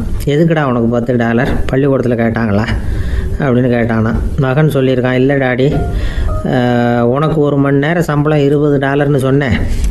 நீ ஏற்கனவே எனக்கு கொடுத்த பாக்கெட் மணி $10 என்கிட்ட இருக்குது. இப்போ நீ இன்னொரு $10 கொடுத்தீங்கன்னா அதையும் சேர்த்து $20 ஆகிடும். அந்த $20 நான் உனக்கு கொடுத்துருவேன். அப்படி கொடுத்தா நீ என் கூட 1 மணி நேரம் செலவழிப்ப இல்லையா? அதுக்காக தான் $10 கேட்டேன் அப்படின்னு சொன்னானான். அந்த அப்பா கண்ணு கலங்கி போச்சான். ஆதரவோடு தன்னுடைய மகனை கட்டி பிடிச்சி அழ ஆரம்பிச்சிட்டாராம். இதுதான் நண்பர் சொன்ன கதை. அமெரிக்கா மட்டும் இல்லை, உலகம் பூராவும் இன்றைக்கி மனித உறவுகள் இப்படி தான் மாறிட்டுருக்கு. பெரியவர்கள் அறிவுரை என்ன தெரியுமா? உங்கள் குழந்தைகளிடமிருந்து குழந்தை பருவத்தை பிரித்து விடாதீர்கள் அப்படிங்கிறது தான். அதாவது இன்றைய குழந்தைகள் தங்கள் பிருந்தாவனத்தை இழந்து விடுகிறார்கள் அப்படிங்கிறது அவங்களுடைய கருத்து. இந்த நிலைக்கு நாம் காரணமாக இருந்துடக்கூடாது. குழந்தைகளோட விளையாடுவோம், குடும்பத்தோடு உறவாடுவோம் அப்படிங்கிறது தான் நம்முடைய நோக்கமாக இருக்கணும். இன்றைய உறவு முறைக்கு இன்னொரு உதாரணம் சொல்லுவாங்க. ஒருத்தர் வந்தாராம். அவர் பக்கத்தில் ஒரு சின்ன பையன். நாம் அவரை விசாரிக்கிறோம், யார் இந்த பையன் அப்படின்னா அவர் சொல்கிறார், இவன் எனக்கு தூரத்து உறவு அப்படின்னாராம். இந்த தூரத்து உறவுன்னா எப்படின்னு இருக்கான். இதுக்கு அவன் சொல்லியிருக்கிறான், இவன் எங்கள் அப்பாவுக்கு 8வது புள்ள அப்படின்னானா.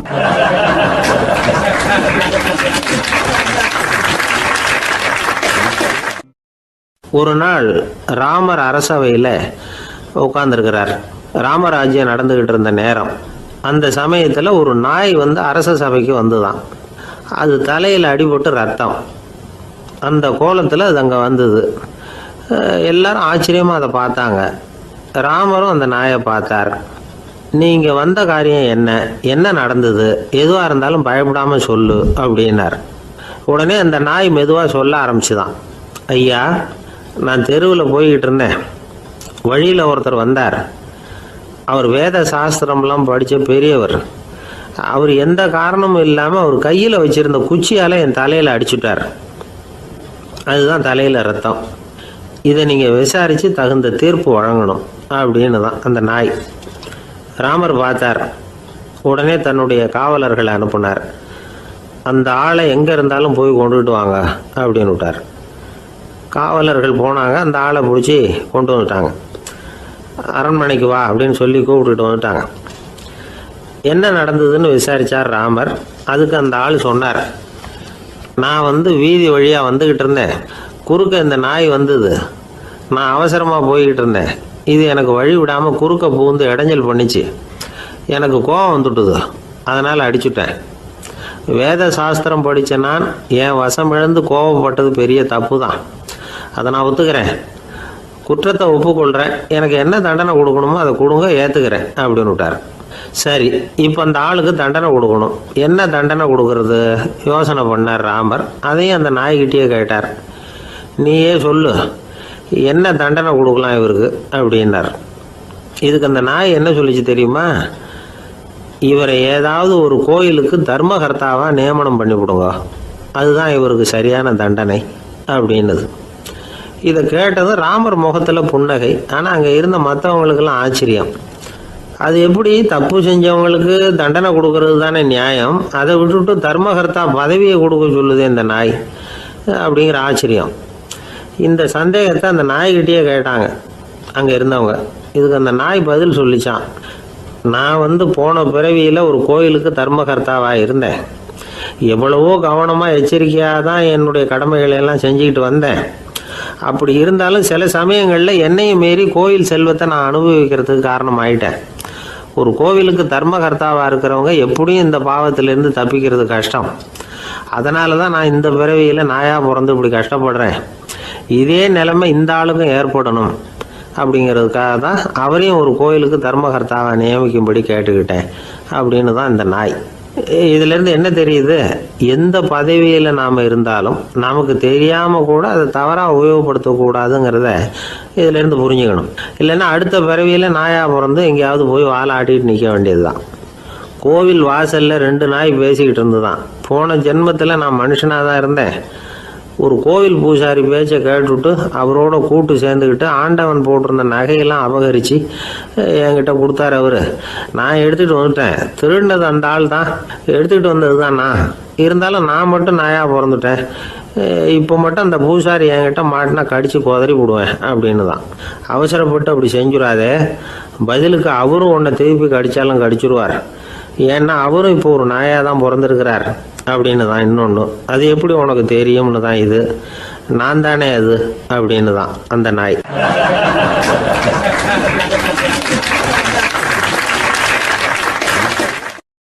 கணவன் மனைவி அன்பா இருக்கணும், ஒருத்தர் நல்லா புரிஞ்சுக்கணும், விட்டு கொடுக்குற மனப்பான்மை வேணும். அதுதான் ஒரு நல்ல குடும்பம். இன்னைக்கு பல குடும்பங்களில் அர்த்தமில்லாத சண்டைகள் தான் அதிகம். கிராமப்புறங்களில் வேடிக்கையாக ஒரு கதை சொல்லுவாங்க. ஒரு ஊரில் ஒரு ஆள் இருந்தான். வேலை வெட்டி இல்லாமல் சும்மாவே இருந்தான். அவனுக்கு கல்யாணம் பண்ணி வச்சாங்களாம். மனைவி சேர்ந்தா. சும்மாவே உட்காந்துருக்கிறியே, ஏதாவது சம்பாதிக்கிற வழியை பாரு அப்படின்ட்டுருக்கா. அதுக்கு தான் யோசனை பண்ணிகிட்டு இருக்கிறேன், ஒரு அருமையான ஐடியா அப்படின்னானா. என்ன அது சொல்லு அப்படின்ட்டுருக்கா. அவன் ஒரு ஆட்டுக்குட்டி வாங்க போகிறேன்ருக்கான். அதை வாங்கி என்ன பண்ண போகிறேன்னா, அந்த குட்டி வளரும், பெருசாகும், அதுக்கப்புறம் அது நிறைய குட்டி போடும் அப்படின்ட்டுருக்கான். சரி, அப்புறம் என்ன, அதையெல்லாம் சந்தையில் கொண்டுட்டு போய் விற்றுவிட்டு அந்த காசுக்கு ஒரு எருவு மாடு வாங்கலாம். சரி, அது எதுக்கு? எருவு மாடு நிறைய பால் கொடுக்கும். அதை கொண்டுகிட்டு போய் பால் பண்ணையில் கொடுப்பேன், அல்லது நானே விற்றுருவேன், கை நிறைய காசு கிடைக்கும். அதுக்கப்புறம் ஒரு பசுமாடு வாங்குவேன், பாலையும் விற்கலாம், நாமளும் காய் போட்டு சாப்பிட்லாம். இப்படிலாம் சொல்லியிருக்கான். அப்போ அந்த பொண்ணு சொல்லிச்சான், அடுத்த தெருவில் இருக்கிற எங்கள் அம்மா வீட்டுக்கும் கொஞ்சம் பால் கொடுத்து அனுப்பலாம் அப்படின்ட்டுருக்கா அந்த பொண்ணு. இந்த இடத்துல கணவனுக்கு கோவம் வந்துட்டுது. அது எப்படி உங்கள் அம்மா வீட்டுக்கு எதுக்கு கொடுக்கணும், அதெல்லாம் முடியாதுன்றிருக்கான். இந்த இடத்துல சண்டை ஆரம்பமாயிட்டுது. கொஞ்ச நேரத்தில் 2 பேரும் சத்தம் போட ஆரம்பிச்சிட்டாங்க. கடுமையான சண்டை நடக்கிறத பக்கத்து வீட்டுக்காரன் காதில் வாங்கினான். அவன் ஓடியாந்தான். அவனுக்கு தெரியும், வாங்காத மாட்டுக்காக இப்படி சண்டை போட்டுக்கிட்டு இருக்கிறாங்கங்கிறது அவனுக்கு புரியும். அவன் ஓடி சொன்னான், ஏண்டா உன்னோட பசுமாட்டை ஒழுங்காக கட்டி போடக்கூடாதான்ருக்கான். என்னடா சொல்கிறேன்னா, இவன் உன் மாடு என் தோட்டத்தில் மேய்ஞ்சுட்டுது, பயிரெலாம் நாசமாயிட்டுது, 10,000 ரூபா அளவுக்கு சேதம், அதை வாங்கிட்டு போகிறதுக்கு தான் வந்தேன், குடுறா 10,000 நானா. இவன் அரண்டு போயிட்டான். அப்புறம் சொன்னான், டே நான் இன்னும் மாடே வாங்கலையே, அதுக்குள்ளே அது வந்து எப்படிடா உன் தோட்டத்தில் மேயும், என்னடா உளறேன்னு இருக்கான். நீ தாண்டா இப்போ உளறிக்கிட்டு இருக்க, மாடே வாங்கலை, அதுக்குள்ளே எப்படிடா வந்து உன்னுடைய மனைவி அவங்க அம்மா வீட்டுக்கு பால் கொடுத்து அனுப்ப முடியும் அப்படின்னு அவன் கேட்டானா. நம்மளால இப்போ தான் புத்தி வந்துதான், அர்த்தமே இல்லாத சண்டை போட்டுக்கிட்டு இருக்கிறோம் அப்படிங்கிறத அவன் புரிஞ்சுக்கிட்டானான். இது நம்ம முன்னோர்கள் சொல்லியிருக்கிற ஒரு கதை. சண்டையில் தான் அர்த்தம் இல்லையே தவிர கதையில் அர்த்தம் உண்டு. அதாவது இல்லாத விஷயங்களுக்காக சண்டை போட்டுக்கிட்டு இல்லறத்தை வீணாக்கிக்கிட்டு இருக்கிற மனிதர்கள் இன்றைக்கு நிறைய பேர் இருக்கிறாங்க. ஒருத்தன் தன்னுடைய மனைவியை பற்றி மாமனார்கிட்ட புகார் சொன்னானா, மாமா உங்கள் பொண்ணு அர்த்தமில்லாத சண்டை போடுறா, எதுக்கு எடுத்தாலும் எடுத்தெறிஞ்சு பேசுகிறா அப்படின்ட்டுருக்கான். நீ எப்படி மாப்பிள்ளை அதை சமாளிக்கிற அப்படின்னு கேட்டிருக்காரு அவர். அவள் எடுத்தெறியறது என் மேலே படாமல் ஒதுங்கி நின்றுக்கிறேன் அப்படின்னு நானா இவன்.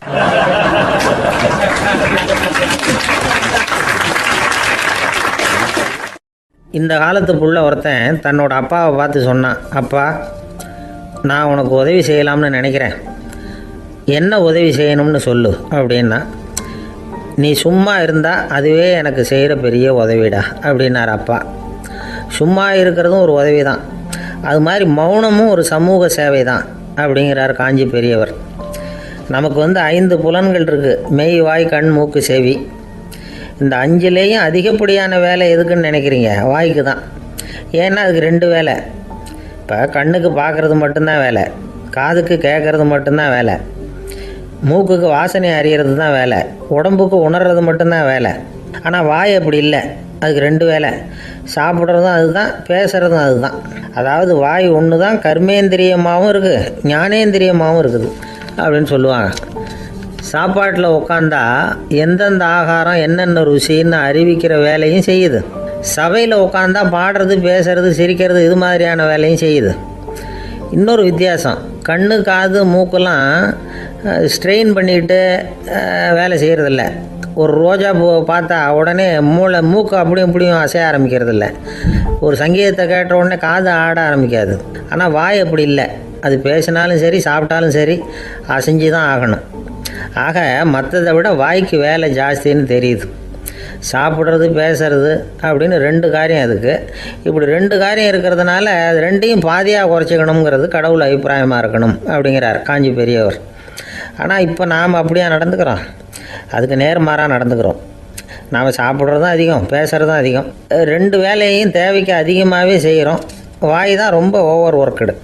அதுக்கு ஓய்வு கொடுத்தா உடம்பும் நல்லாயிருக்கும், உலகமும் நல்லாயிருக்கும். மௌன விரதம் இருக்கிறதெல்லாம் எதுக்காக நினைக்கிறீங்க? இதுக்காக தான். இந்த காலத்தில் மௌனமாக இருக்கிறவங்கெல்லாம் மகத்தான தொண்டு செய்கிறாங்க அப்படின்னு தான் சொல்லணும். சத்தம் அதிகமாக போய் தான் சவுண்டு பொல்யூஷன் வருது. அது மட்டும் இல்லை, மௌனமாக இருந்தால் சண்டை சச்சரவே வராது. மௌனம் கலக நாஸ்தி. ஆக இதுவும் ஒரு சமூக சேவை தான். நமக்கு தான் வாய் இருக்குதுங்கிறதுக்காக வசமாக சாப்பிட்றதும் தப்பு, வளவளன்னு பேசுகிறதும் தப்பு. ஒரு கருத்தை சொல்கிறதுக்கு ஒரே ஒரு சொல்லு போதும் அப்படின்னு இருக்கும்பொழுது 2 சொற்களை செலவு பண்ணாதே. எவ்வளவு சொன்னாலும் அதனால் ஒரு பயனும் விளையாது அப்படின்னு தெரிய வருமே, ஆனால் அந்த ஒரு சொல்லையும் விரயம் பண்ணாதே அப்படிங்கிறார் ஒரு அறிஞர். எல்லா குணங்கள்லேயும் மௌனம்தான் சிறந்தது அப்படிங்கிறார் ஒருத்தர். மௌனமாக இருக்கிறது மூலமாக மற்றவர்கள் குறைகளை வந்து நம்மளால் தெரிஞ்சிக்க முடியும். அதே சமயத்தில் நம்மக்கிட்ட இருக்கிற குறைகளை மற்றவங்களுக்கு தெரியாமல் மறைச்சிக்கவும் முடியுங்கிறார் அவர். உண்மைதானே? ஒரு பெரிய மேடை பேச்சாளர், பொது வாழ்க்கையில் 25 வருஷ காலமாக ஈடுபட்டிருக்கிறவர்.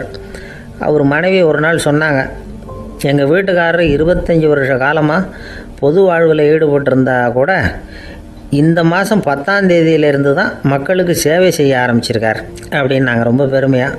10ஆம் தேதிக்கு அப்படி என்ன விசேஷம் அப்படின்னு கேட்டோம். அன்னையிலேருந்து தான் அவர் மேடையில் பேசுகிறத நிறுத்தினார் அப்படின்னாங்க அந்த அம்மா.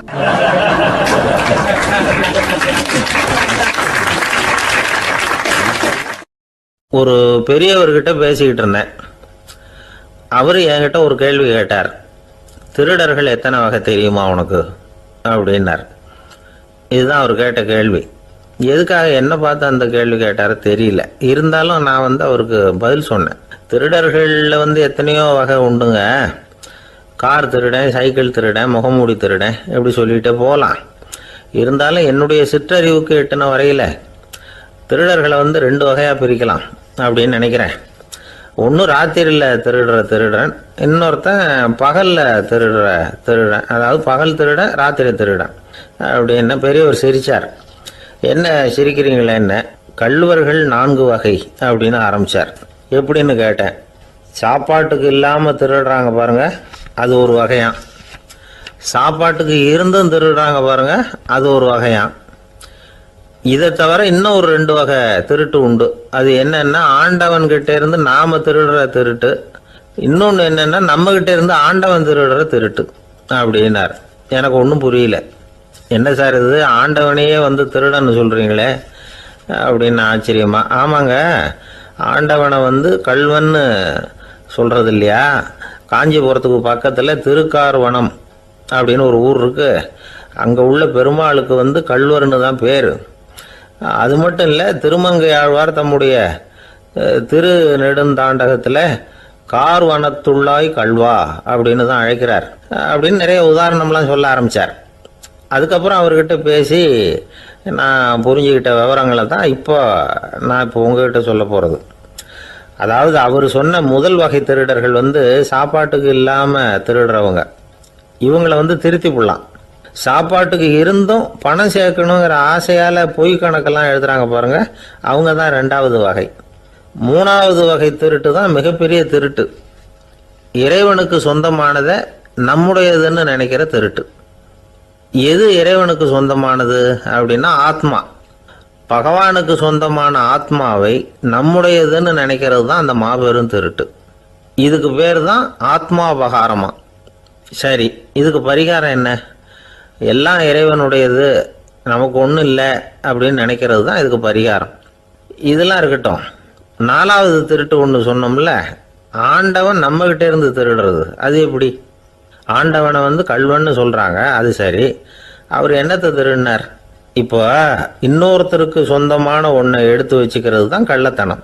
ஆனால் ஆண்டவன் எடுத்துக்கிட்டோம்னா இருக்கிறது எல்லாமே அவனுக்கு சொந்தம். அப்படி இருக்கிறப்போ அவரை எப்படி கள்வன்னு சொல்றது?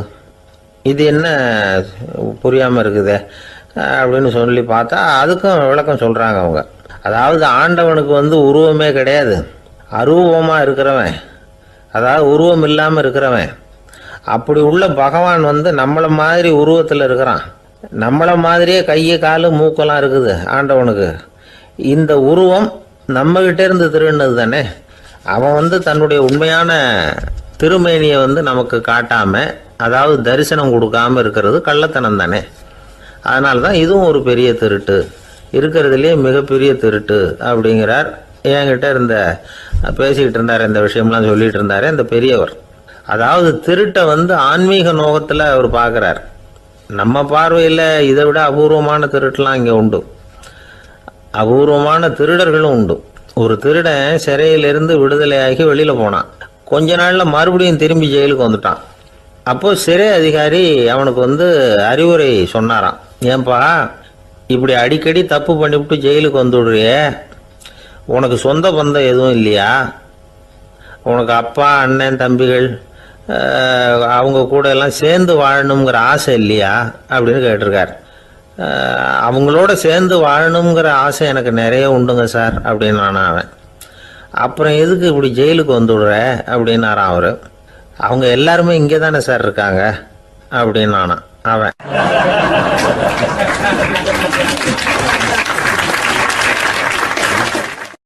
நம்ம கிட்ட ஒருத்தன் தப்பா நடந்துக்கிட்டானா உடனே நாம என்ன செய்வோம்? கையை ஓங்கிட்டு அவனை அடிக்க போவோம். நாம அவங்கிட்ட அவனை விட ஒருபடி மேலா தப்பா நடந்துக்குவோம். ஆனா பெரியவங்கள்லாம் அப்படி நடந்துக்கிறது இல்லை. இன்னா செய்தாரை ஒருத்தல் அவர் நாண நன்னயம் செய்து விடல் அப்படின்னு வள்ளுவர் சொல்லியிருக்கார் இல்லையா? அதுக்கு தகுந்த மாதிரி நடந்துக்குவாங்க. பாயசித் விஸ்தாமிங்கிறவர் ஒரு பெரிய ஞானி. அவர் ஒரு நாள் ராத்திரி ரொம்ப நேரம் மசூதியில் இருந்துட்டு வீட்டுக்கு திரும்பி வந்துகிட்டு இருக்கிறார். வழியில் ஒரு குடிகாரன், அவன் கையில் ஒரு இசைக்கருவி, அதை கண்ணா பின்னான்னு மீட்டிக்கிட்டு வாய்க்கு வந்தபடி என்னத்தையோ பாட்டுன்னு நினச்சிக்கிட்டு பாடிக்கிட்டு அவன் பாட்டுக்கு கிடக்கிறான் வழியில்.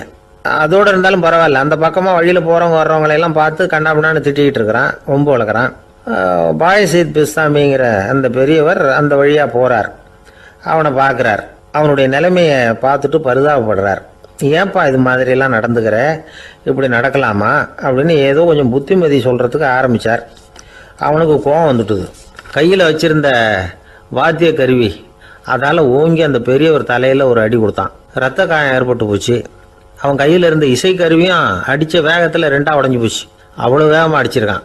இவ்வளவு தூரத்துக்கு நடந்து போச்சுல்ல, அந்த மாபெரும் ஞானி வாயை திறந்து ஒரு வார்த்தை கூட பேசலை. பேசாமல் தலையை பிடிச்சிக்கிட்டு அவர் பாட்டுக்கு போயிட்டார். மறுநாள் அந்த பெரியவர் என்ன பண்ணார் தெரியுமா?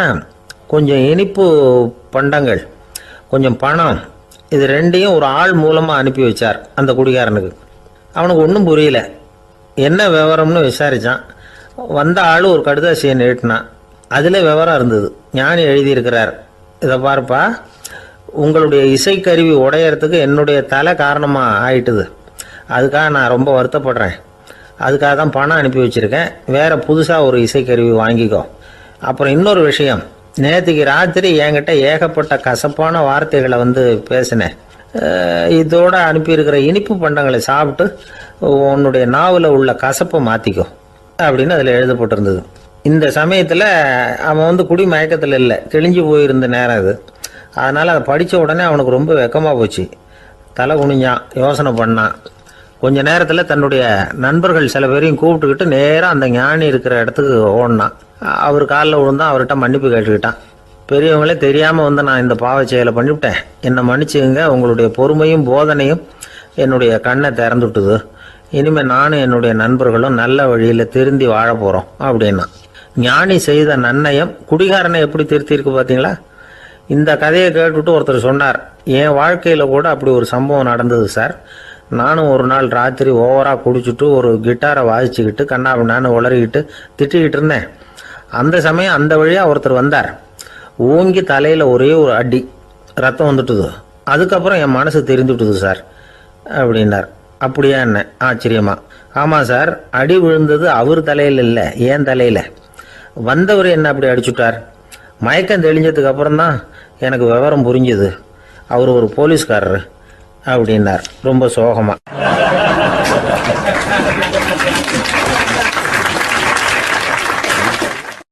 ஒரு ஊர்ல ஒரு துறவி இருந்தார், புத்த சமய துறவி. அந்த ஊர் மன்னன் அவரை பத்தி கேள்விப்பட்டிருக்கான்.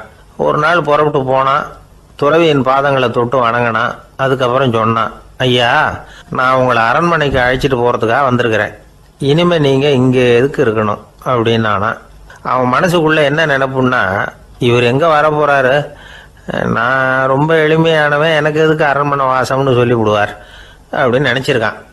ஆனா அந்த துறவி என்ன பண்ணார் தெரியுமா? அப்படியா, சரி போகலாம், வா, போய் உன் ரதத்தை கொண்டுட்டு வா. அரண்மனைக்கு போகும்பொழுது அதுக்கு தகுந்த மாதிரி ஆடம்பரமா போகணும் அப்படின்னு விட்டாரான். துறவி இப்படி சொன்னதும் அந்த மன்னனுக்கு மனசுக்குள்ள சந்தேகம் வந்துட்டுது. இவர் உண்மையிலேயே துறவி தானா, ஏமாத்து பேர் வழி மாதிரி தெரியுதே அப்படின்னு நினைச்சிருக்கான். இருந்தாலும் இனிமே என்ன பண்றது, சொல்லியாச்சு. ரதத்தை கொண்டுகிட்டு வந்தான். துறவி ஏறி உக்காந்தார். பக்கத்துல ராஜா. அவர் ரொம்ப உற்சாகமா வரார். இவன் ரொம்ப சோர்ந்து போய் வரான். துறவி மரத்தடியிலேயே வாழ்ந்து பழக்கப்பட்டவர். அரண்மனையில எளிமையா ஒரு இடத்துல உட்காந்துக்குவார் அப்படின்னு நினைச்சான். ஆனா அப்படி இல்லை. அரண்மனைக்கு வந்த உடனே அந்த துறவி அதை கொண்டுட்டு வா, இதை கொண்டுட்டு வான்னு சொல்லி உத்தரவு போட ஆரம்பிச்சுட்டார். அரண்மனையில இருந்தா அரசனை மாதிரி இருக்கணும் அப்படிங்கிறார். ராத்திரி பூரா சௌரியமா தூங்கினார். பகல்ல அரண்மனை தோட்டத்துல உலாவ வேண்டியது, நீச்சல் குளத்துல குளிக்க வேண்டியது, இப்படியே பொழுது போக்கிட்டு இருக்கிறார். அந்த அரண்மனையில துறவி மகிழ்ச்சியா இருக்கிறார். மன்னனால அப்படி இருக்க முடியல. அவருக்கு எந்த கவலையும் இல்லை, இவனுக்கு அரசாங்க கவலைகள். துறவி அப்படி இருக்கிறத இவனால தாங்கிக்க முடியல. ஒரு நாள் அவர்கிட்டயே போய், நான் உங்ககிட்ட கொஞ்சம் பேசணும் நானா. துறவி பார்த்தார். நான் இந்த அரண்மனைக்கு வரும்பொழுதே நீ என்னமோ என்கிட்ட கேட்கணும்னு நினைச்ச. ஏன் கால தாமதம்? நீ அனாவசியமா உன்னையே தொந்தரவு பண்ணிட்டு இருக்கிற. நீ கவலையா இருக்கேங்கிறது எனக்கு புரியுது. நான் மரத்தடியில் இருந்தப்போ கூட என்னை அடிக்கடி சந்திச்சுக்கிட்டு இருப்ப, ஏதாவது விளக்கம் கேட்கறது உண்டு. இங்க வந்த பிறகு என்னை சந்திக்கிறது கூட அபூர்வமா போயிட்டுது. நீ இப்போ என்ன கேட்க போறேங்கிறது எனக்கு தெரியும், இருந்தாலும் கேள் அப்படின்னாராம். வேற ஒண்ணும் இல்லைங்க, இப்போ உங்களுக்கும் எனக்கு என்ன வித்தியாசம்? 2 பேரும் அரண்மனையில தான் இருக்கிறோம். நீங்க மகிழ்ச்சியா இருக்கிறீங்க, நான் அப்படி இருக்க முடியல. இவ்வளவுக்கும் நீங்க முன்னாடி இருந்தது மாதிரி இல்லை. தினமும் தங்க தேர் கேட்குறீங்க, உயர்தரமான ஆடைகள் அணிகிறீங்க, சுவையான சாப்பாடு. இப்படி இருக்கிறப்போ உங்களுக்கு எனக்கு என்ன வித்தியாசம்? இதுதான் மன்னனுடைய கேள்வி. இதுக்கு பதில் சொல்றேன், என் கூட புறப்பட்டு வா, இந்த நகரத்துக்கு வெளியில போவோம் அப்படின்னு சொல்லி அரசனை கூப்பிட்டுக்கிட்டு ஊர் எல்லைக்கு வந்து சேர்ந்தார் துறவி. அங்க போய் சொன்னார், இதை பாருப்பா, இந்த இடத்த தான் தேடிக்கிட்டு இருந்தேன். இனிமே நான் வந்து திரும்பி வரப்போறதில்ல. நீ என்னோட வர்றியா திரும்பி போறியா அப்படின்னார். நான் எப்படிங்க உங்க கூட வர முடியும்? என்னுடைய நாடு, என்னுடைய சொத்துக்கள், மனைவி, மக்கள் எல்லாத்தையும் விட்டுட்டு எப்படிங்க வர்றதுன்னா. இப்ப அந்த துறவி சொன்னார், இப்ப வித்தியாசத்தை தெரிஞ்சுக்கிட்டியா? நான் அரண்மனையில் இருந்தேன், எல்லா வித பொருள்களும் உடையவனா இருந்தேன், ஆனா எதையும் சொந்தம் கொண்டாடுறவனா இருக்கல. ஆனா நீ அப்படி இல்லை, எல்லாத்தையும் சொந்தம் கொண்டாடிக்கிட்டு இருக்கிற. இதுதான் நமக்குள்ள வித்தியாசம் அப்படின்னு சொன்னார். அரண்மனை ஆடைகளை அப்படியே கலைஞர் அரசங்கிட்ட கொடுத்தார். உன்னுடைய ஆடைகளை நீயே வச்சுக்கோன்னார். அவர் பாட்டுக்கு நடந்து போனார், திரும்பியே பார்க்கல. அரசனுக்கு அப்பதான் தன்னுடைய அறியாமை விளங்குச்சான். இதுல இருந்து நாம புரிஞ்சுக்க வேண்டியது என்னன்னா, இந்த உலகத்துல எத்தனையோ பொருள்கள், அதையெல்லாம் முறையா பயன்படுத்தினா மகிழ்ச்சி. அதை விட்டுட்டு அதுக்கெல்லாம் சொந்தம் கொண்டாட ஆரம்பிச்சா கவலை. நம்ம ஆட்கள் வந்து சொந்தம் கொண்டாடுற விதமே தனி. ஒரு ஆளு இன்னொருத்தங்கிட்ட ஒரு கொடை கடன் வாங்கியிருந்தான், திருப்பி கொடுக்கல. கொடையை கொடுத்தவன் கேட்டான், என்கிட்ட கடன் வாங்கினிய கொடை, அதை கொஞ்சம் திருப்பி தர்றியான்னா. அது உனக்கு இப்போ அவசரமா தேவைப்படுதா அப்படின்னு கேட்டான் இவன். எனக்கு தேவைப்படல, அந்த கொடையை நான் யாருக்கிட்ட வாங்கியிருந்தேனோ அவனுக்கு இப்போ அது அவசரமா தேவைப்படுது அப்படின்னு அந்த ஆள்.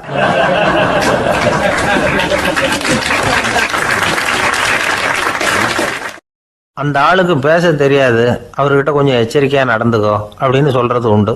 அப்படின்னா என்ன அர்த்தம்? அவர் இன்னமும் குழந்தையாவே இருக்கிறாரு, இன்னும் பேச்சு வரலன்னு அர்த்தம்? அப்படி இல்லை, அவருக்கு நாகரிகமா பேச தெரியலன்னு அர்த்தம்.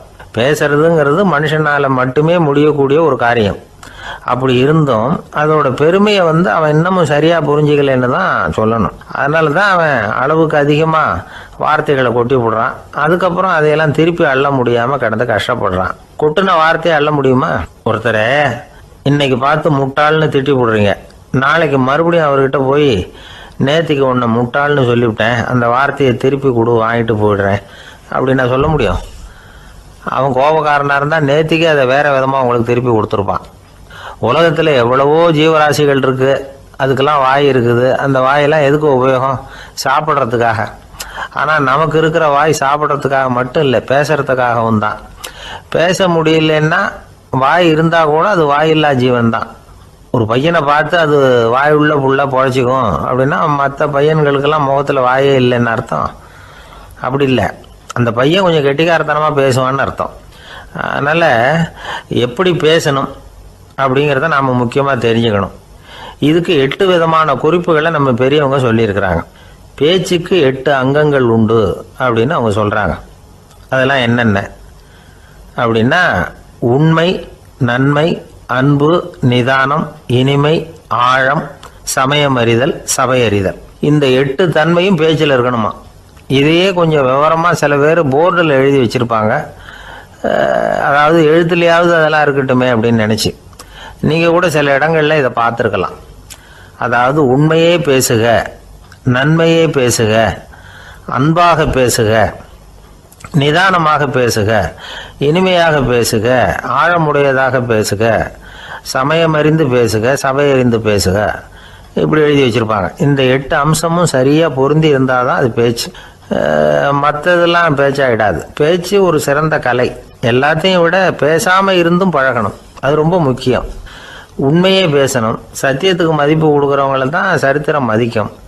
உண்மை பேசினா மட்டும் போதாது, அந்த உண்மையில நன்மை கலந்துருக்கணும். கொலைகாரனுக்கு பயந்துக்கிட்டு ஒருத்தன் உங்க வீட்டுக்குள்ள ஒளிஞ்சிருக்கிறான். அந்த முரட்டு ஆசாமி கையில அறிவாளோட வந்து அவங்க வந்தானான்னு உங்ககிட்ட கேட்கறான்னு வச்சுங்க. உண்மைதான் உயர்வு தரும் அப்படின்னு நினைச்சுக்கிட்டு, ஆமா உள்ளதான் இருக்கிறான், அடுப்பங்கரையில குதிருக்கு பின்னாடி உட்காந்துருக்கிறான், போய் பிடிச்சிட்டு போங்க அப்படின்னு சொல்லுவீங்க? அது நன்மை இல்லாத உண்மை.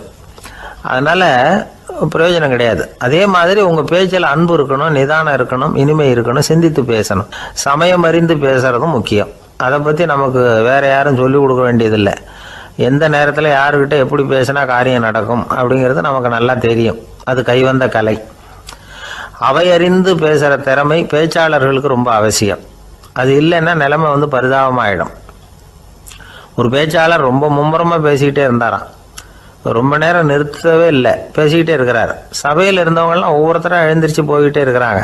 கடைசியில் 2 பேர் தான் அக்கறையா பேசுகிறவரை கவனிச்சிட்டு உட்காந்துருந்தாங்களாம். மேடையில் பேசிக்கிட்டு இருந்தவர் அவங்கள பார்த்து சொன்னாராம், எனக்கு கூட்டம் முக்கியம் இல்லை, எவ்வளவு பேர் என் பேச்சை கேட்குறாங்க அப்படிங்கிறது முக்கியம் இல்லை. நீங்கள் 2 பேராவது ஊக்கமாக என்னை கவனிச்சிக்கிட்டு உட்காந்துருக்குறீங்க, அது போதும். உங்களுக்காகவே நான் பேசிக்கிட்டு இருக்கிறேன் அப்படின்னார். இதை கேட்டதும் உட்காந்துருந்த 2 பேரில் ஒருத்தர் எழுந்திருச்சு, அப்படி இல்லைங்க, நாங்கள் 2 பேரும் நீங்கள் பேசி முடித்த உடனே தொடர்ந்து பேச வேண்டிய ஆளுங்க, அதுக்காக தான் காத்துக்கிட்டு இருக்கிறோம், சீக்கிரம் முடிங்க அப்படின்னாங்களாம்.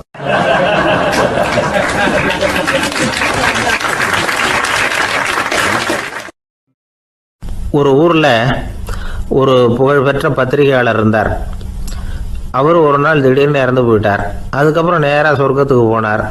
சொர்க்கத்தின் வாசலில் நின்றுக்கிட்டு இருந்த ஒருத்தர் அவரை தடுத்தார். இதை பாரு, ஏற்கனவே இங்கே 12 பத்திரிகையாளர்கள் இருக்கிறாங்க, அவங்களுக்கே இங்கே வேலை இல்லை. அதுக்கு என்ன காரணம்னா, சொர்க்கத்தில் திடுக்கிடும் செய்திகள்லாம் ஒன்றும் கிடையாது, அப்படி என்ன இருக்க போகுது இங்கே எல்லாம் அது ஒழுங்காக நடந்துகிட்டு இருக்கோம். எல்லாம் ஒழுங்காக நடந்தால் பத்திரிகைகளுக்கு சுவாரஸ்யமான கொலை கொள்ளை தீ வைப்பு இது மாதிரி எதுவும் இங்கே இல்லை. ஏற்கனவே இங்கே இருக்கிறவங்க எல்லாரும் மரத்தடியில் உட்காந்துக்கிட்டு தியானம் பண்ணிகிட்டு இருக்கிறாங்க. அந்த ஒரே செய்தி தான் தினமும் இங்கே வந்துக்கிட்டு இருக்குது. அதை படிக்கிறதுக்கே இங்கே ஆள் கிடையாது. அதனால் நான் என்ன சொல்கிறேன்னா, நீ பேசாமல் நரகத்துக்கே போயிடு. அங்கே எவ்வளவோ நிகழ்ச்சிகள் நடந்துக்கிட்டு இருக்கு, அங்கே தான் அதிகமான பத்திரிகையாளர்கள் தேவைப்படுறாங்க, அங்கே உனக்கு நிறைய வேலை இருக்கும், அதை செய்கிறதில்ல நீயும் மகிழ்ச்சியாக இருக்கலாம் அப்படின்னு சொன்னாராம். அங்கே அந்த சொர்க்கத்தின் வாசலில் நின்றுக்கிட்டு இருந்தவர். இந்த பத்திரிகையாளர் அங்கேயே நின்று கொஞ்சம் யோசனை பண்ணார். இவருக்கு சொர்க்கத்திலே இருக்கணும்னு தான் ஆசை. அதனால் மெதுவாக அவர்கிட்ட பேசினாராம், ஐயா, என்னை ஒரு 24 மணி நேரம் இங்கே உள்ளே இருக்கிறதுக்கு அனுமதி கொடுங்க. இங்கே இருக்கிற பல பத்திரிகையாளர்களை எனக்கு தெரியும், அவங்களில் சில பேரை சமாதானப்படுத்தி மெதுவாக பேசி நரகத்துக்கு அனுப்பி வச்சுட்றேன். நான் இங்கே இருந்துக்கிறேன், உங்கள் கணக்குப்படி 12 பேருக்கு மேலே இங்கே தாண்டாது, அப்படி பார்த்துக்கிறேன் அப்படின்னாராம். அவரும் யோசனை பண்ணி பார்த்துட்டு, சரி அப்படியே உனக்கு அனுமதி கொடுக்குறேன், ஆனால் ஒரு விஷயம், 24 மணி நேரம் தான் அனுமதி, அதுக்குள்ளே எல்லாம் நடக்கணும் அப்படின்ட்டுருக்கார். சரின்னு சொல்லிவிட்டு இந்த பத்திரிகையாளர் உள்ளே போனார். யோசனை பண்ணார், திட்டம் போட்டு ஒரு பொருளையை கிளப்பி விட்டார். சக பத்திரிகையாளர்கள் எல்லாம் கூப்பிட்டு சொன்னாராம், இந்த பாருங்க, நரகத்தில் ஒரு பெரிய தினசரி பேப்பரை கொண்டுகிட்டு வர்றதுக்காக திட்டம் போட்டுக்கிட்டு இருக்காங்க. அதுக்கு பல அதிகாரிகள் தேவைப்படுறாங்க, நிறைய சம்பளம் கிடைக்கும். யார் யாரெல்லாம் நரகத்துக்கு போக ஆசைப்படுறாங்களோ அவங்கெல்லாம் போகலாம் அப்படின்னு ஒரு பொருளையை கிளப்பி விட்டார். 24 மணி நேரம் கழித்து வாசல் பக்கம் போனார். அங்கே இருந்தவர்கிட்ட எத்தனை பேர் வெளியேறினாங்கன்னு விசாரிச்சாராம்.